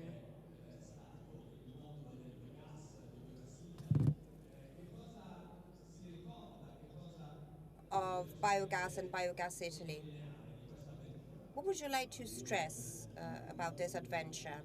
First of all, I would like to thank everyone, and I apologize. I would have loved to be there with you, but it is a particularly emotional day for me because seeing Stefano Pozzetto, Piero Gattoni, seeing all the main players of this sector is a great emotion for me. Stefano Pozzetto, I'm sure, remembers very well the first time we met at the ministry when he told me it is unlikely for this to be realized, but we have to work to make sure that we finally have a decree on biomethane to give strength to our farms, to our businesses.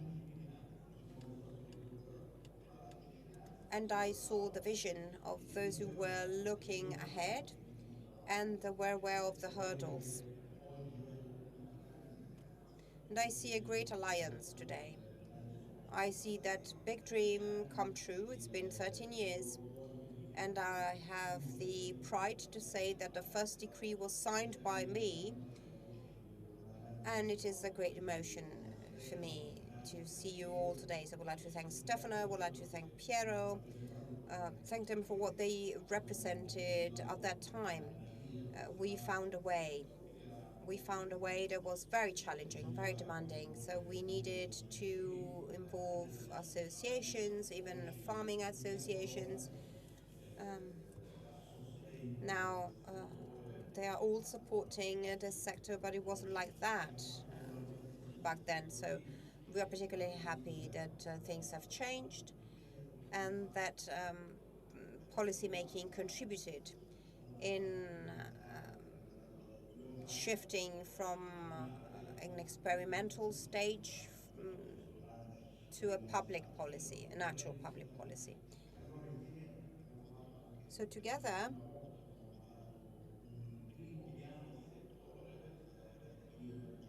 we passed a plan on bioenergy. There was no bureaucratic structure to support us. There was no clear distinction of roles with the Ministry of Agriculture. And I really found my people there. So Stefano was key, but the whole team, when they came to see me the first time, there were 40 businesses joining CIB. I think today they have become an extraordinary reality. So I would like to thank you once again for supporting us, for accompanying us, but also for consolidating over the years not only our relationship in terms of esteem and friendship, but also collaboration. I'm leading the Agricultural Board in the lower house of Parliament, and the CIB is a true interlocutor, a great interlocutor, a key stakeholder to identify goals that are national but also international. And CIB is also part of a broader European network. I recall the first European Council for Agriculture when I illustrated our plan for biomethane. We were the first back then. We are the first. We were visionaries all together. We have worked all together. And when I think of the National Recovery and Resilience Plan, the funds granted by the government to the GSC, the Enabling Act that is being evaluated by the Senate. So these past 10 years, 12, 13 years have been very intense, very important years. Well, 13 years as far as I'm concerned. For you, it's 20. So the CIB certainly has a great history. It's a very important reality of the sector. So I would like to thank them for allowing me to be part of this vision. This vision regarding innovation for farms and recognizing the importance of the extraordinary world. So thank you for continuing to stay friends with us and for your contribution. Clearly, we've got many common goals. If I may end on a final note, in addition to the National Recovery and Resilience Plan, we must guarantee continuity to this system, the biomethane system, because I'm saying this as a Sicilian. When we were talking about biogas back then, there were no plants in Sicily. Now, Sicily is aligning with other regions. Also, advanced plans are available in my region, and Stefano has contributed to this development, so I'm particularly happy. So guaranteeing continuity after the Next Generation EU, and especially a big thank you for this important alliance that you have established for this big family, this great reality that is CIB, especially considering that policy making, often despised, was key in helping this big dream come true. And we have grown this dream, literally, with great resolution. So when Stefano said at the beginning, we are never going to make things happen, well, it wasn't so. We made things happen, and the dream came true. Thank you, Giuseppe Castiglione. There's life beyond the National Recovery and Resilience Plan. So, to summarize your contribution, there are also other actors and players that over the past 20 years have accompanied the role of CIB. There's a video message sent by Paolo De Castro. Let's roll the video.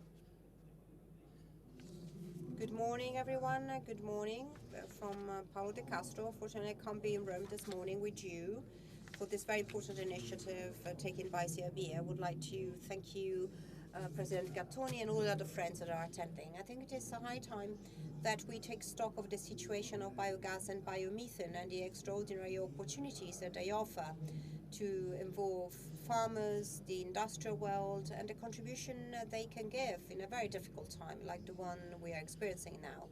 The crisis in the Gulf is clearly highlighting the difficulties of a country that depends very much on energy sources from abroad, and especially gas, which we purchase mostly from Qatar.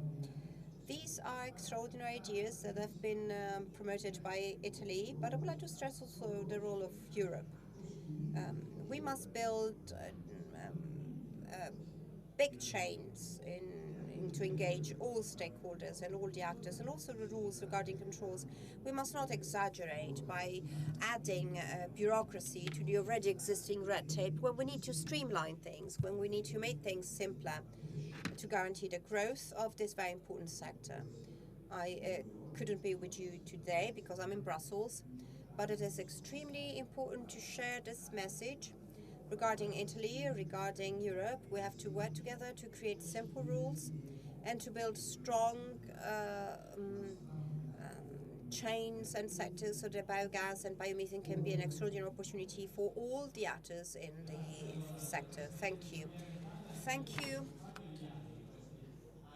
Thank you for accompanying us over the past few years. Now, Massimo Centemero. So, your consortium is a few years older than CIB, but you met at a certain point and you never left each other. No, we never did. So I haven't prepared a speech really, because I just wanted to listen to what the speakers had to say. But I have distant memories. So I've been for many years a member of the board of the European Compost Network. And especially the Germans asked me, but what's your relationship with biogas associations? E lo sblocco dei ricordi è, ma Well, I remember Piero Gattoni in 2006 at Ecomondo, we're talking about the beginning of 2006, asked me, Massimo, well, so before all this was established, Massimo was telling me, we are from Ecomondo, could you give us the room, the hall, etc. And then we also exchanged, material document. And so this opening is really something natural. And because there is a very big issue, because we are sometimes joking, but the reality is that there are, of course, associations that compete with each other. But I was thinking that if we, want to get a certain result, we need to work together. So we started from an idea, and that was, using waste not to landfill it, but to use it as a resource. And this is something that we managed to achieve. We started thinking about the separate waste collection of organic waste, and everybody was saying, this is crazy. But, well, people were telling us that only Switzerland people would do that. But, in Italy, people are far advanced as far as separate waste collection is concerned. 35 million people do this in Italy. So if ideas are scientifically grounded, you can build sectors. And for some, two different sectors are separated, but this is not the case for me. I mean, at least as far as I can see it. I think these are like two overlapping circles. It's a bit like the symbol of the Olympics, where there are 5 circles in that case, but in the Olympics of the circular economy, we would win all the gold. Keywords te le trovo, quindi potremmo fare una similitudine e i 5. But I think I could find 5 keywords, and we will be able to replicate, let's say, the Olympic symbol if we want to. So we started from recovering waste resources we started from waste to turn it into resources. We introduced anaerobic digestion. Then there is composting of waste. So it's all things that we developed over time to different sectors that, produce jobs and very important outcomes. But we're talking about actual things done, not just things talked about. But we're not going to stop here, of course. And we have, goals and perspectives and prospects. And with the CIB and the 2 European associations, European Compost Network and EBA, and I thank Mr. Decker.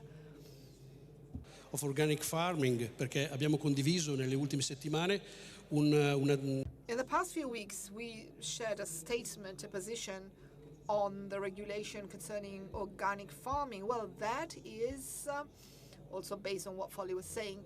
This is what our future holds. In addition to biomethane and biogas, there is the theme of bringing back organic produce to the soil. So after creating renewables, we must produce renewable fertilizers, and we have seen the importance of this in the past few days.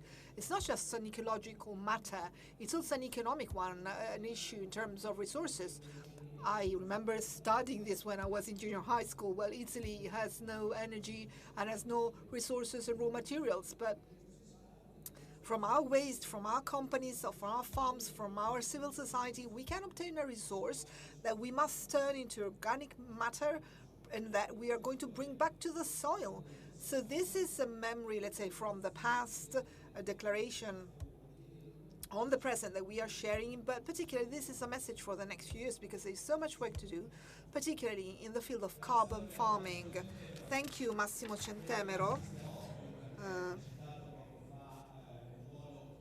So you mentioned the crucial role of exhibitions. You said we met at Ecomondo. So Alessandra Stolfi from Italian Exhibition Group, one of the most important exhibition centers, not just in Italy, but in Europe, because this is a place where experiences meet, merge, from which new experiences are born. And I have some exceptional figures in the past 10 years.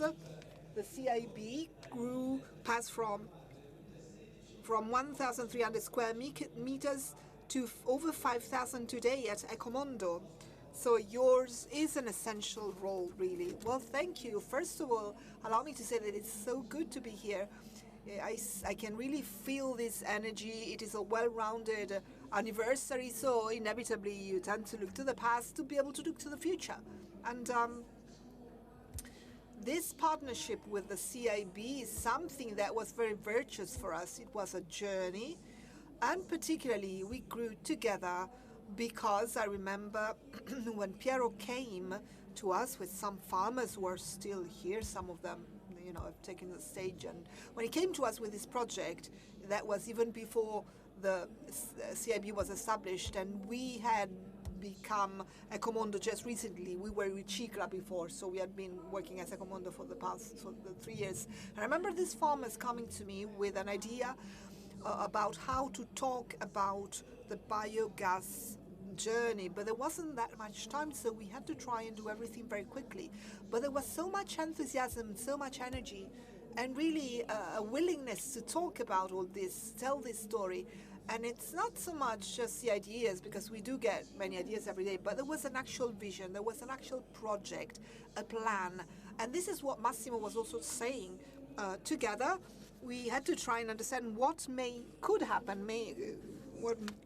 So it was a time when perhaps you could experiment more, but what really drew us towards the CIB was this willingness to experiment, to test, and also the other guests talked about this. So looking to something that today needs to be told based on data, based on figures, but also you often need to convince politicians or policymakers about what our role is, being together, creating a system, and becoming stronger. So today, the CIB has grown. It is now a part of the energy transition and ecological transition. We have separated now Ecomondo from Key Energy. These are two different exhibitions that are connected but separated at the same time because precisely of the importance that these themes have taken up in the world. So we feel, together with the many actors that are here today, we feel pioneers and brave ones as well, because I must say that Piero was very brave indeed, and without bravery, without being a bit risky, let's say, in a sense, you cannot really go anywhere. And the good thing is that in my experience, I learned that very often we Italians, we do so many good things, but we do not communicate them sufficiently. So the perception of the value of a model such as that of biogas and biomethane done right is something that remains a bit in the background. While Ecomondo is a great window to bring these positive models to the world, and therefore somehow Ecomondo has, something to do. So we did so many things, but we still have so much work to carry out, and therefore we are available. We want to make ourselves available. And I would also like to thank my own colleagues, Lucia, Mauro, and Piero's colleagues, and Piero Gattoni's colleagues, because really it was teamwork, and we do work as a single team indeed. And this, I think, is really the thing that makes you understand how we are working, and this is the way to create things. We want to continue along these lines, and I'm very happy to have been a part of this growth in some way. Thank you. Thank you to the director of Alessandra Stolfi, director of Italian Exhibition Group, Francesco Ferrante, president of the Kyoto Club.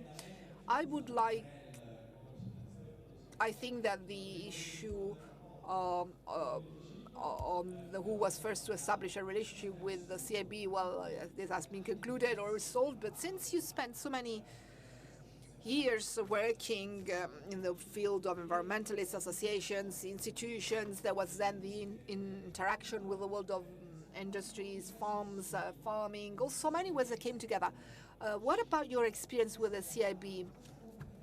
With this reality and with the concrete nature of this reality, really, because so often we speak about themes that are abstract, while here in the case of Biogas Italy, we always speak about data, figures, numbers. We are not, wasting any time.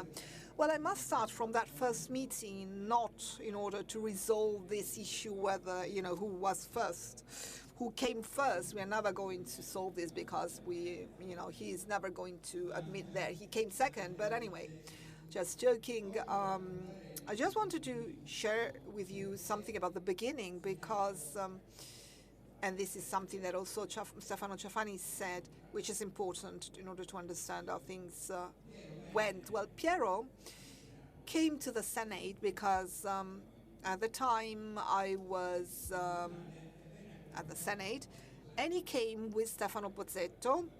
He had this very bad habit of having Stefano Pozzetto always, accompany him. And as he even said today, just earlier, he claimed what at the time was a taboo in the field of environmentalism. So he was protecting, defending intensive farming, and that was a taboo, and it continues to be so in many environmentalist fields, sectors, and which is also justified in a sense. I mean, if you look at the way farming is practiced in some cases, but despite the fact that they, not Piero nor Stefano, I don't know if Angelo was there too, anyway, none of them had an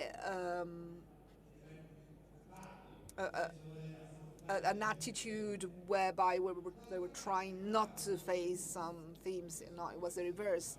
And I must say that this is something that Stefano Ciafani agree with. Our environmentalist culture wasn't really ideological, and in fact, the reason why we get angry when somebody calls us as ideological is that we were looking at results, and the results of biogas was a win-win result from all perspectives because, of course, it produced renewable gas that could be used to replace fossil fuels, and it would return return substances to the soil, so it was a best practice. So there was no reason to be against it, but the theme is, and I really must commend the European Biogas Association, because I must commend them, congratulate them, because they understood not just the extraordinary abilities and skills of Piero as a person on a personal level, because he's so, resilient, patient, insistent. This is extraordinary, and we must recognize his gifts, but also the fact that the Italian best practice was something that should be highlighted in our relationship with Europe, in establishing our relationship in Europe. And this is a bit the weak point in this country, because Italy is never capable of recognizing that it holds some things which are excellent best practice and that should be defended at the European level. So the diffidence that Piero found in Europe was due to the fact that not everywhere in Europe biogas was produced by resorting to this approach, and that is why there were negative attitudes. While here we had a best practice that would put together, for the reasons I highlighted and that you all know well, put together benefits and outcomes. It's something that should have been highlighted at the European level, but this is not always something that occurs. In the past few days, there has been this silly public debate on the phasing out of the ETS in Italy on the part of Italy, which has no chance of being approved in Europe. So there is no way this can be. So instead of claiming and calling for this, instead of highlighting excellence, examples that may lead to a reform or a change, people address ideologically an issue, that of abrogating the ETS, which is never going to take place. It's a waste of time and energy, really. And what I would like to highlight again is that in 20 years we have met so many people, and I see many of them here, so many farmers who really do things. They're not just,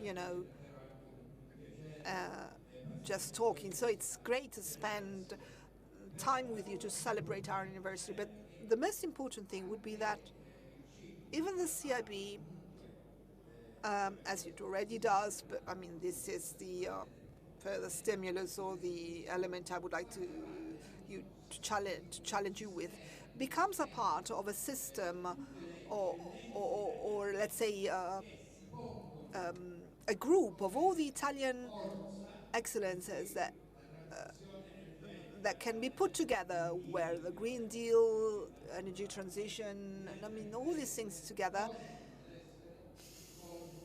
are again seen as a possibility, an option, an opportunity to promote sustainability and employment, the economy, energy, and give this world some different and new chances, a world in which, I mean, there are so many problems and people do not look at solutions. So thank you to everybody, to all the members of this panel. Thank you for participating, and again, allow me to congratulate you on journeying together with the CIB over the years. Massimo Centemero too, of course. I mispronounced his name. So Alessandra, Giuseppe, Paolo, Massimo, and Francesco. So let us continue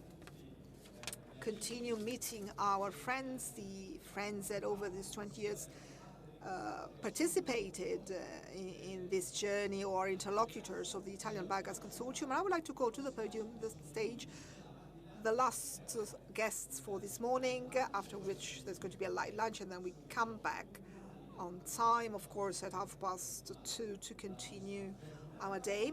Anyway, I'm now inviting to the stage Giovanni Perrella, President of the Committee for Biofuels of the Ministry of the Environment and Energy Security, then Sergio Piccinini from the CRPA Animal Production Research Center, Fabio Roggiolani, the founder of Ecofuturo. Where is he? Here he is. Good morning and welcome again.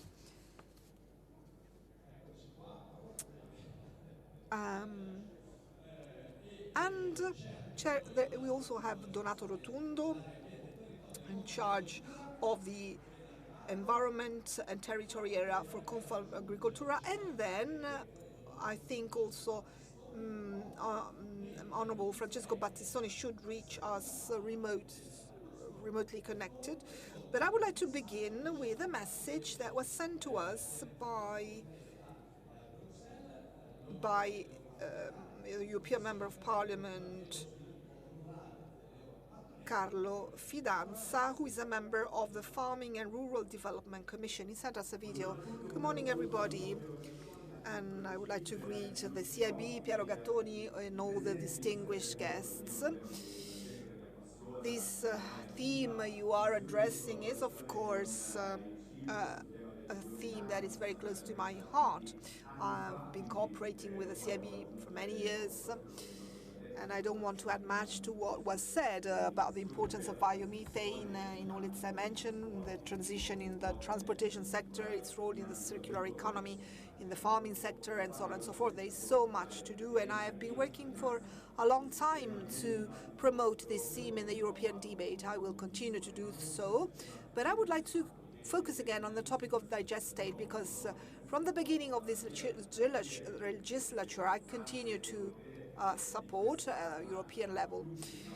And this because we are going through a difficult phase if we look at the role of chemical fertilizers, particularly so if we look at the current crisis in the Middle East, but also before, with the interruption of supplies from Belarus and Russia because of the Ukrainian war. The theme of fertilizer was addressed with the negotiations with Mercosur, and the intention of suspending duties and revising the SIB mechanism on fertilizers. So in the face of this emergency, we of course have to address in the field of chemical fertilizers, we must complete this cycle and strengthen the contribution that within the field of anaerobic digestion, digestate can provide as an organic fertilizer. This is essential, and this is what, right from the beginning of this legislature, we've been trying to do, giving visibility to this theme at all levels.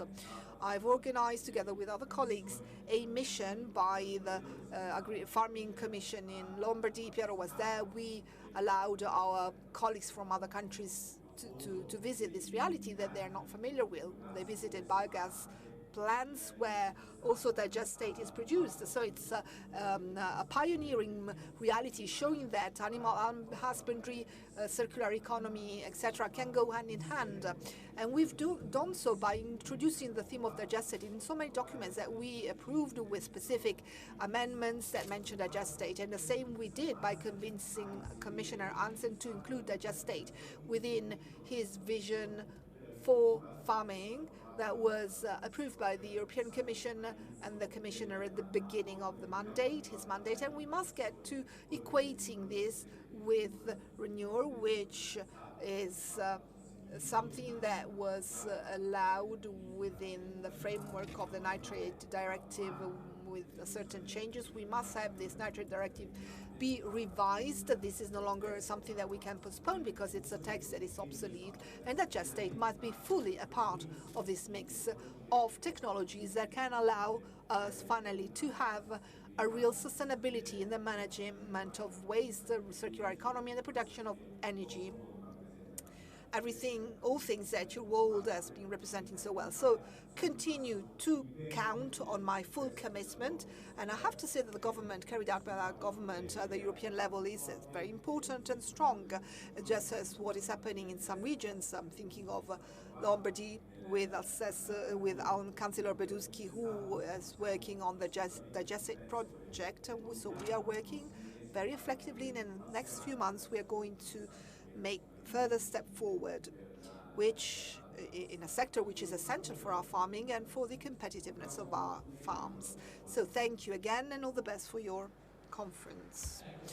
Thank you, Mr. Carlo Fidanza, and also from Brussels, we are receiving clear signals concerning the fact that we are following a common path. Let us come to the last speakers for this morning session. You have witness yourselves the birth and the development of the CIB in the past 20 years. And I would like to start from Mr. Rotundo, who is responsible for the Confagricoltura Environment and Territory Office. Well, you were there. You have been there since the beginning. I'm sure you remember. So what were, in your opinion, the decisive elements, aspects? Well, first of all, thank you for having allowed us to participate in this celebration of the Italian Biogas Consortium. But personally,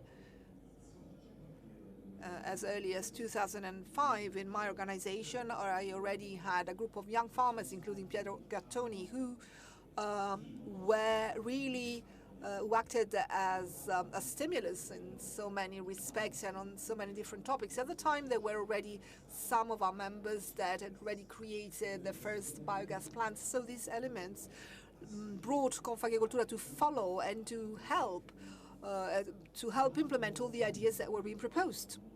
Many ideas. And there's another aspect that I think was particularly important. In 2007, with Minister De Castro, we started with some contracts, and in the face of a situation that was not yet very clear from a regulatory standpoint at the time, there were green certificates that were not really as effective. Anyway, we started with a chain contract.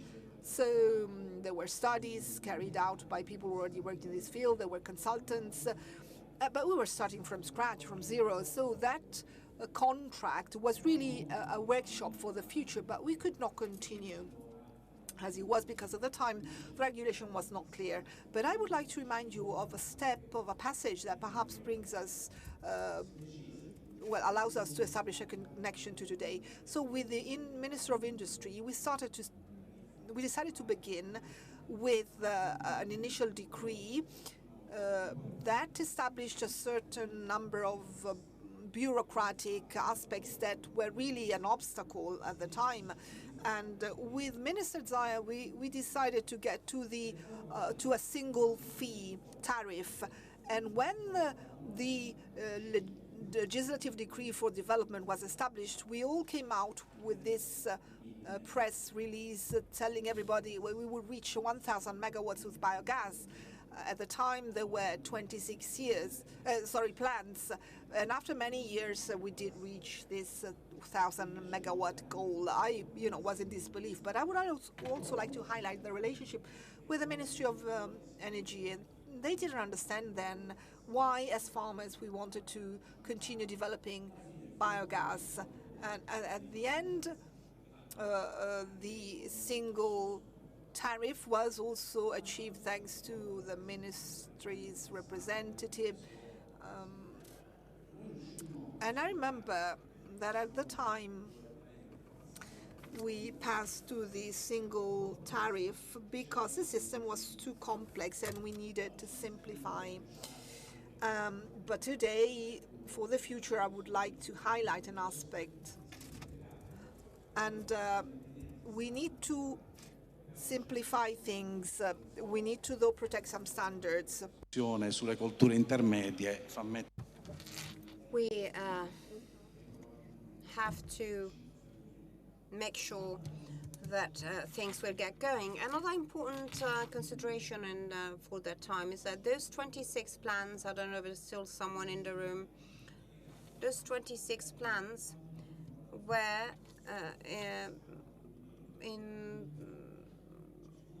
risking being left out of the all-inclusive tariff. There was a passphrase, let's leave no one behind. So we made sure that also these plans were included in the all-inclusive tariff. Why am I saying this? Because the Decreto Bollette, the decree on bills, risks blocking a very important path. There was electrical biogas. Biomethane is the future, but we have to make sure that for everything that we are going to organize, we are not going to leave anyone behind, especially the biogas plants that will not be able to be converted. Passato ci insegna tante cose. So the past teaches us many things. We have to look at the future. Many things have already been said.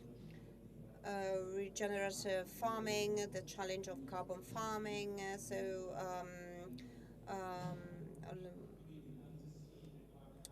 animal breeding, they should also be included in this, but let's not forget that electrical biogas represents 6% of the electricity generation in Italy, and especially in this time, having trouble understanding what there's a decree law that is actually blocking the generation of electricity over the next few years. So let's reflect together on many of these issues.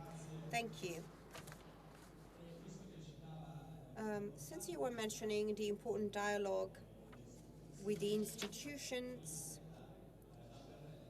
before going to Perella, I would like to invite Mr. Honorable Battistoni here on stage. Welcome. Member of the Agricultural Board representing Go Italy. The Environmental Board, not the Agricultural Board. So, and we were talking about the important relation with institutions. We've got here a representative of the Ministry of the Environment, Giovanni Perella. Well, what about you? I think dialogue was very intense over the past few years, dialogue with CIB, and I think it was important also to find those legislative mechanisms that allow the whole industry to thrive and to develop. Yes, absolutely. Thank you. I will start from the beginning, because at the beginning I wasn't responsible for this. Biogas was part of the brief of my colleague, Luciano Barra. When the first biomethane decree was passed, was drafted, it didn't do that well. We needed to look for some innovative ideas. And I dealt with biofuels back then, so I came up with the idea of joining these two sectors, so biomethane as part of biofuels. So I talked to Luciano and I said, why shouldn't the oil champions pay for the incentives of biomethane to our farms? So the idea was warmly welcomed. They told me to work on it. I began working on it. So the decree of 2018 was born out of it. So what gave the green light to all the incentivizing policies for biomethane production in Italy. Already back then, in approaching this world, the two important benchmarks are still there. So my two key figures are Piero Gattoni, so his enthusiasm, his excitement, and Stefano Pozzetto, who was scientifically illustrating his ideas between farming world, sustainability. And since then, this combination, this shared experience has moved forward and has brought us to the Next Generation EU and new developments right now. Naturally, things are not getting simpler. Things are getting more and more complex. So it will be great to be able to simplify everything. But unfortunately, we have to handle complexity. And the first problem we had back in 2018 was to find a financial backer to set the market in motion. We found that in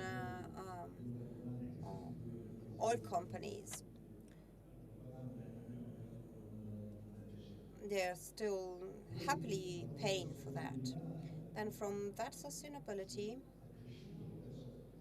we grew.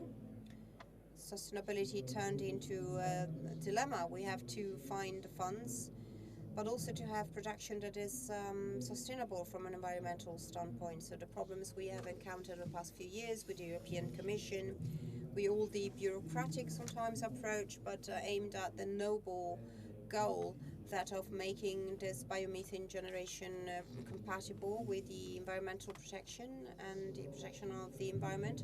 Now we've come to the trilemma, because there's another problem on top of these two that is the problem underlying the decree on bills. So the system must be sustainable for taxpayers, for those who are paying for these incentives. So it is a very delicate balance to strike. So we have to guarantee profitability of the biomethane plant, affordability, and also cost effectiveness for the businesses that have to buy this biomethane for their decarbonization processes. And these are the major concerns. These are the questions we have been talking about over the past few days. We've been trying to find an agreement. As my minister always says,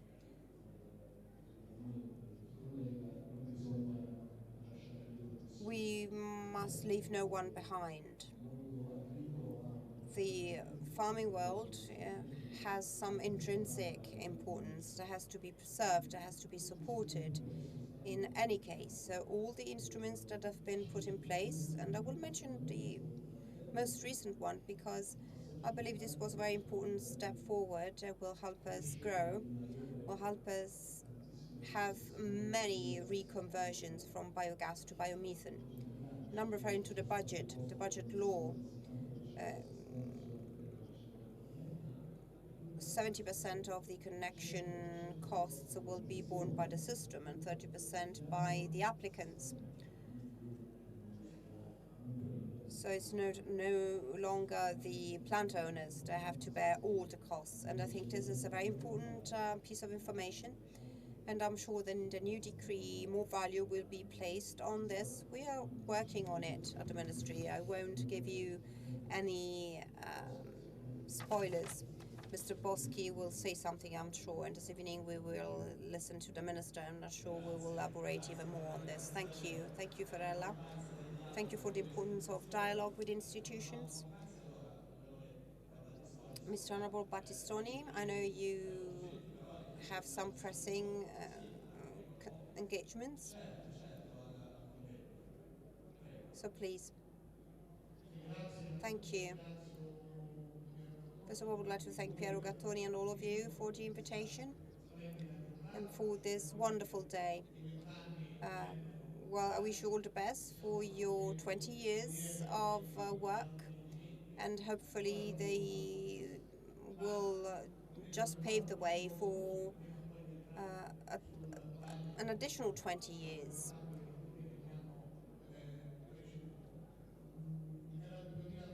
In 2021, we met for the first time. And I came to know about CIB. I was Undersecretary for Agriculture back then in downtown Rome. In my office, we began talking to promote a number of measures. Then the elections happened. At the beginning of this life of Parliament, I was appointed Vice President of the Environment Board. And we managed to make some amendments be approved. For example, the decree law on regasifiers, which I believe laid the foundations for our future work. Then time and the international geopolitical situation have stepped in. Things are changing all the time, so we've realized that it's important to have an energy mix that is suitable to guarantee the survival of our country. So we are working together, and as you know, I represent Go Italy as a political party. The incumbent Foreign Minister Antonio Tajani is the leader of our party. We've got a very pragmatic approach, and I see here the president of Legambiente. He knows what I'm talking about. We've had the chance to meet many times. So we try to incorporate respect for the environment with respect for the business environment and also the social side. Minister Pichetto Frattini is working in this direction. Along with Piero Gattoni, we have worked on the Decreto Bollette. There's an amendment being assessed by our committee. The aim is to make things better and to go in the right direction. So it's important to have a close relation with institutions, to start a dialogue, to understand what are mutual needs and problems, and then have all this translated into legislative measures. Because everything can be improved, practice makes perfect.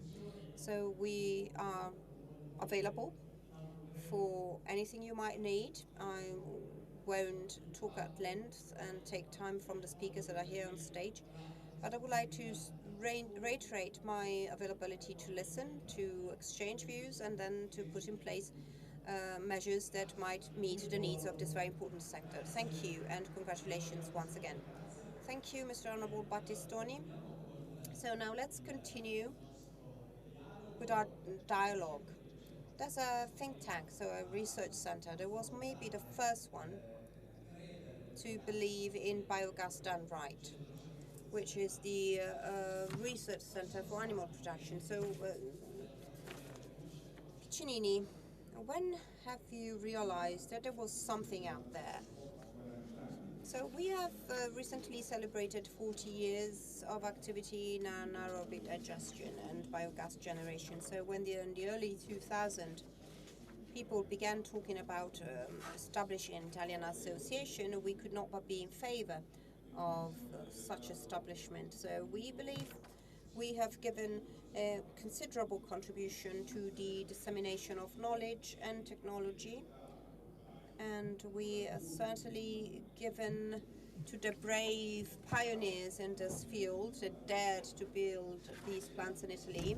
Then we have given them the necessary information to rely their decisions on. So we have continued with this activity. We have tried to involve the world of research as much as possible. Many of my colleagues in the 1990s used to say, well, Sergio, well, again with this biogas, enough with it. There's no future in it. Now they've changed their minds.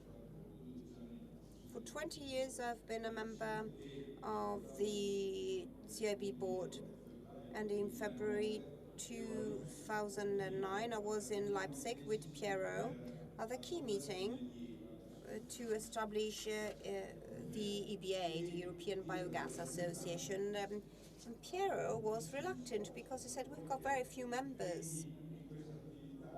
There's no point in, putting efforts in this. And I said, no, it is an imperative for CIB to be a founding member of EBA because the future of biogas in Italy is way stronger than what we saw in Germany. We were being hosted by the German Biogas Association. We were the only Italians there. We were the only Italians there, the assembly of the German Biogas Association.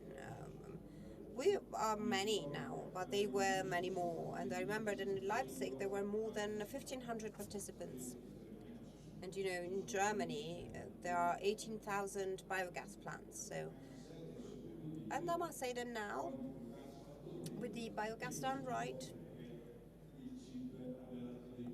CIB is maybe outperforming them and is showing that it is possible to innovate more. Even because the Germans, I used to accompany them to visit the plants in Italy in the 1980s and have learned from us how biogas is done. So it's always the same old story. We Italians come up with the ideas first, we have the ingenuity, and then for several reasons we get lost along the way. The 1990s were a black hole in Italy. I only remember that in 1995 Enel funded a manual on biogas with generation in animal breeding farms. I think that 4,000 copies of that manual are still in their drawers of their desks, so they weren't visionaries. And luckily things have changed. Even the GSC, we from CRPA were the ones to carry out the census of the plans. People didn't know how to do it. We did, so we made up for certain flaws that the Italian system had in the 1980s and 1990s, and in the years 2000 things improved, things got better. In 2001, at Aricicla, we presented the first composting manual in Italy. CRPA was also a member of CIC. We've been dealing with composting for 40 years as well.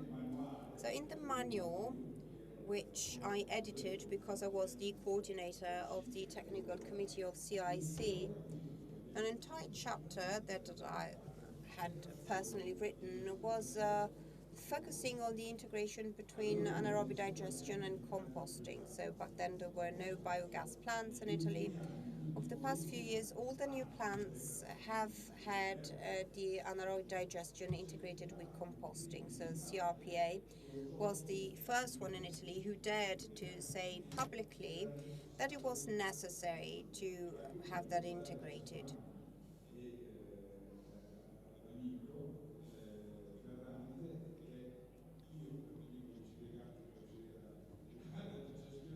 I explained those two there, what anaerobic digestion meant, because I've been a member of Legambiente before them, so I don't remember who talked about this first. And we needed applause here, because of course we never know who's going to be the winner here.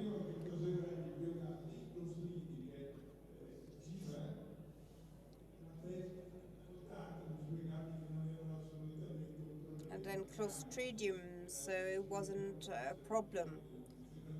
There was actually a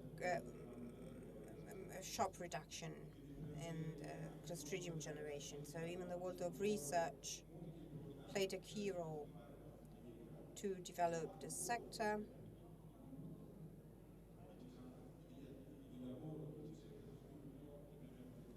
Because we still have a lot to do in terms of research and development, especially when it comes to the digestate. This change of the nitrates directive is something that we researchers in all the meetings that we had in Europe have talked about over the past 20 years. So we have told the DG Agriculture over and over and the Nitrates Committee about the fact that the directive was too old, that the technology, the research world had moved forward, and we need to amend it. So they are beginning to amend it slowly, albeit slowly. So the transposition will take even longer. So we researchers are used to see the results of what we propose after 20 or 30 years. But the important thing is to see them at last, and hopefully things will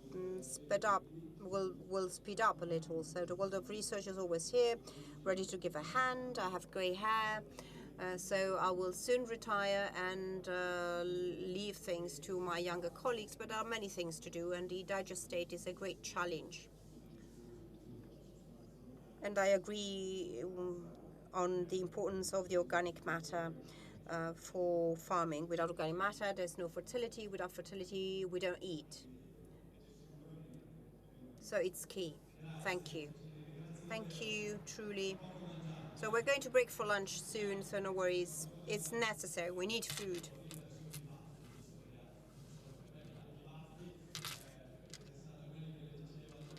So you can smile, thinking of those who were saying that biogas had no future. Regionali, let's conclude this morning with you, the founder of Ecofuturo. Well, it was important to tell the story of the past 20 years. Well, it was a lucky encounter. First of all, thank you. It was a lucky encounter made of mutual courage. On the one hand, we're on the side of those who were, trying to annihilate us. And we need to put up with them every day in every field of renewable energy. So when we invited geothermal and biogas, so we were slapped all over.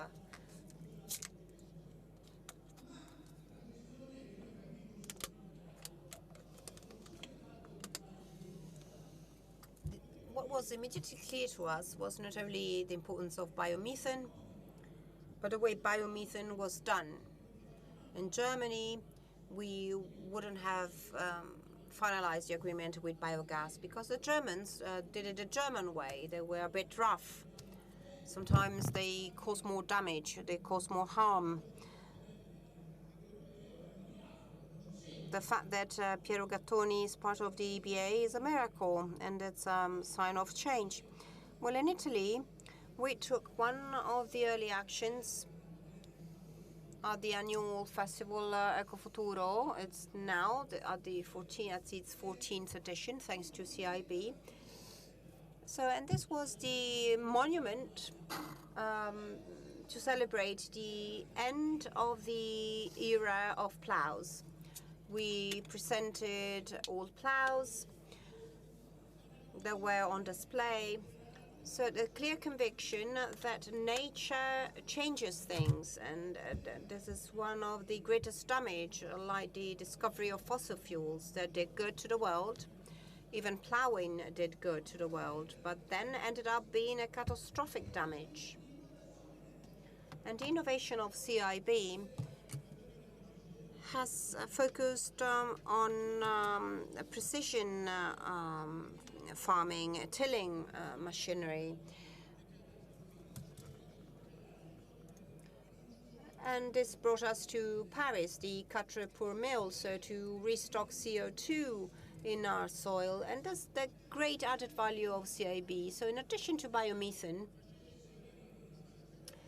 even if we generated or produced bio licorice, that would be key, because when you used up your soil, that's new intensive farming, after the use done right, it gets better, it doesn't get any worse. It gets more nutrients, it gets better at rebuilding the structure of the soil. Apart from the beginning of the 20th century, the whole past century was characterized by the plowing folly. We wrote a book, and I would like to present Piero Gattoni with this book at the end of this my very short contribution. The earth saving the earth, the soil saving the soil, land saving the land. So it's been reprinted. The foreword was written by a Nobel Prize laureate. So I would like to thank Teresa Borgonovo that helped us in this. I will conclude my contribution to follow on the lines of what Folly said. Biodigestate can help us win the most important battle for the Po Valley, the nitrogen dioxide. The nitrogen dioxide causes 10% of climate alteration, and nitrogen dioxide comes from chemical fertilizers that cause many other problems, but also from manure. So manure, animal manure, determines a problem, causes a problem. And Emiliano said that very clearly. Digestate is more important than animal droppings. It is not true that it's the same thing. It gets better because it addresses one of the key problems. I'm saying this because our confrontation is based on this. And the great thing is what we always said, everyone benefits from it. This is one of the strategies, like renewables in general. Renewables in agriculture help agriculture. Biomethane, for the things I've just said, is the renewable energy of agriculture. So how agriculture is going to have a future. Do we want to have organic European plains? So if we don't do it with biomethane, we can forget about it, because not everyone can actually grow beans. And I will conclude, if I may, with a small gift. So Piero Gattoni, on stage, please. I was wondering what you were carrying in that bag. This book is for you. We have it with this hemp cover, which is my passion, to make this farming world be reborn. Thank you. Thank you, and thanks everyone. Because we are looking at the future and not only at your pockets and at your own interests. Thank you, Rogolani. Piero, stay here with us. So we're going to give some housekeeping announcements for the lunch break. Thank you. Thanks to all our guests. So I think that's the end of the first morning. We're ready for lunch. So we're going to have lunch in the adjacent room and in the entry hall. And I'll meet back at 2:30. Thank you. I would like to thank all the attendants, all the speakers, for the contribution they have given in terms of emotions and not only of contents. Please be back here on time, because we have a lot to talk about. Thank you. Thank you. See you back at 2:30.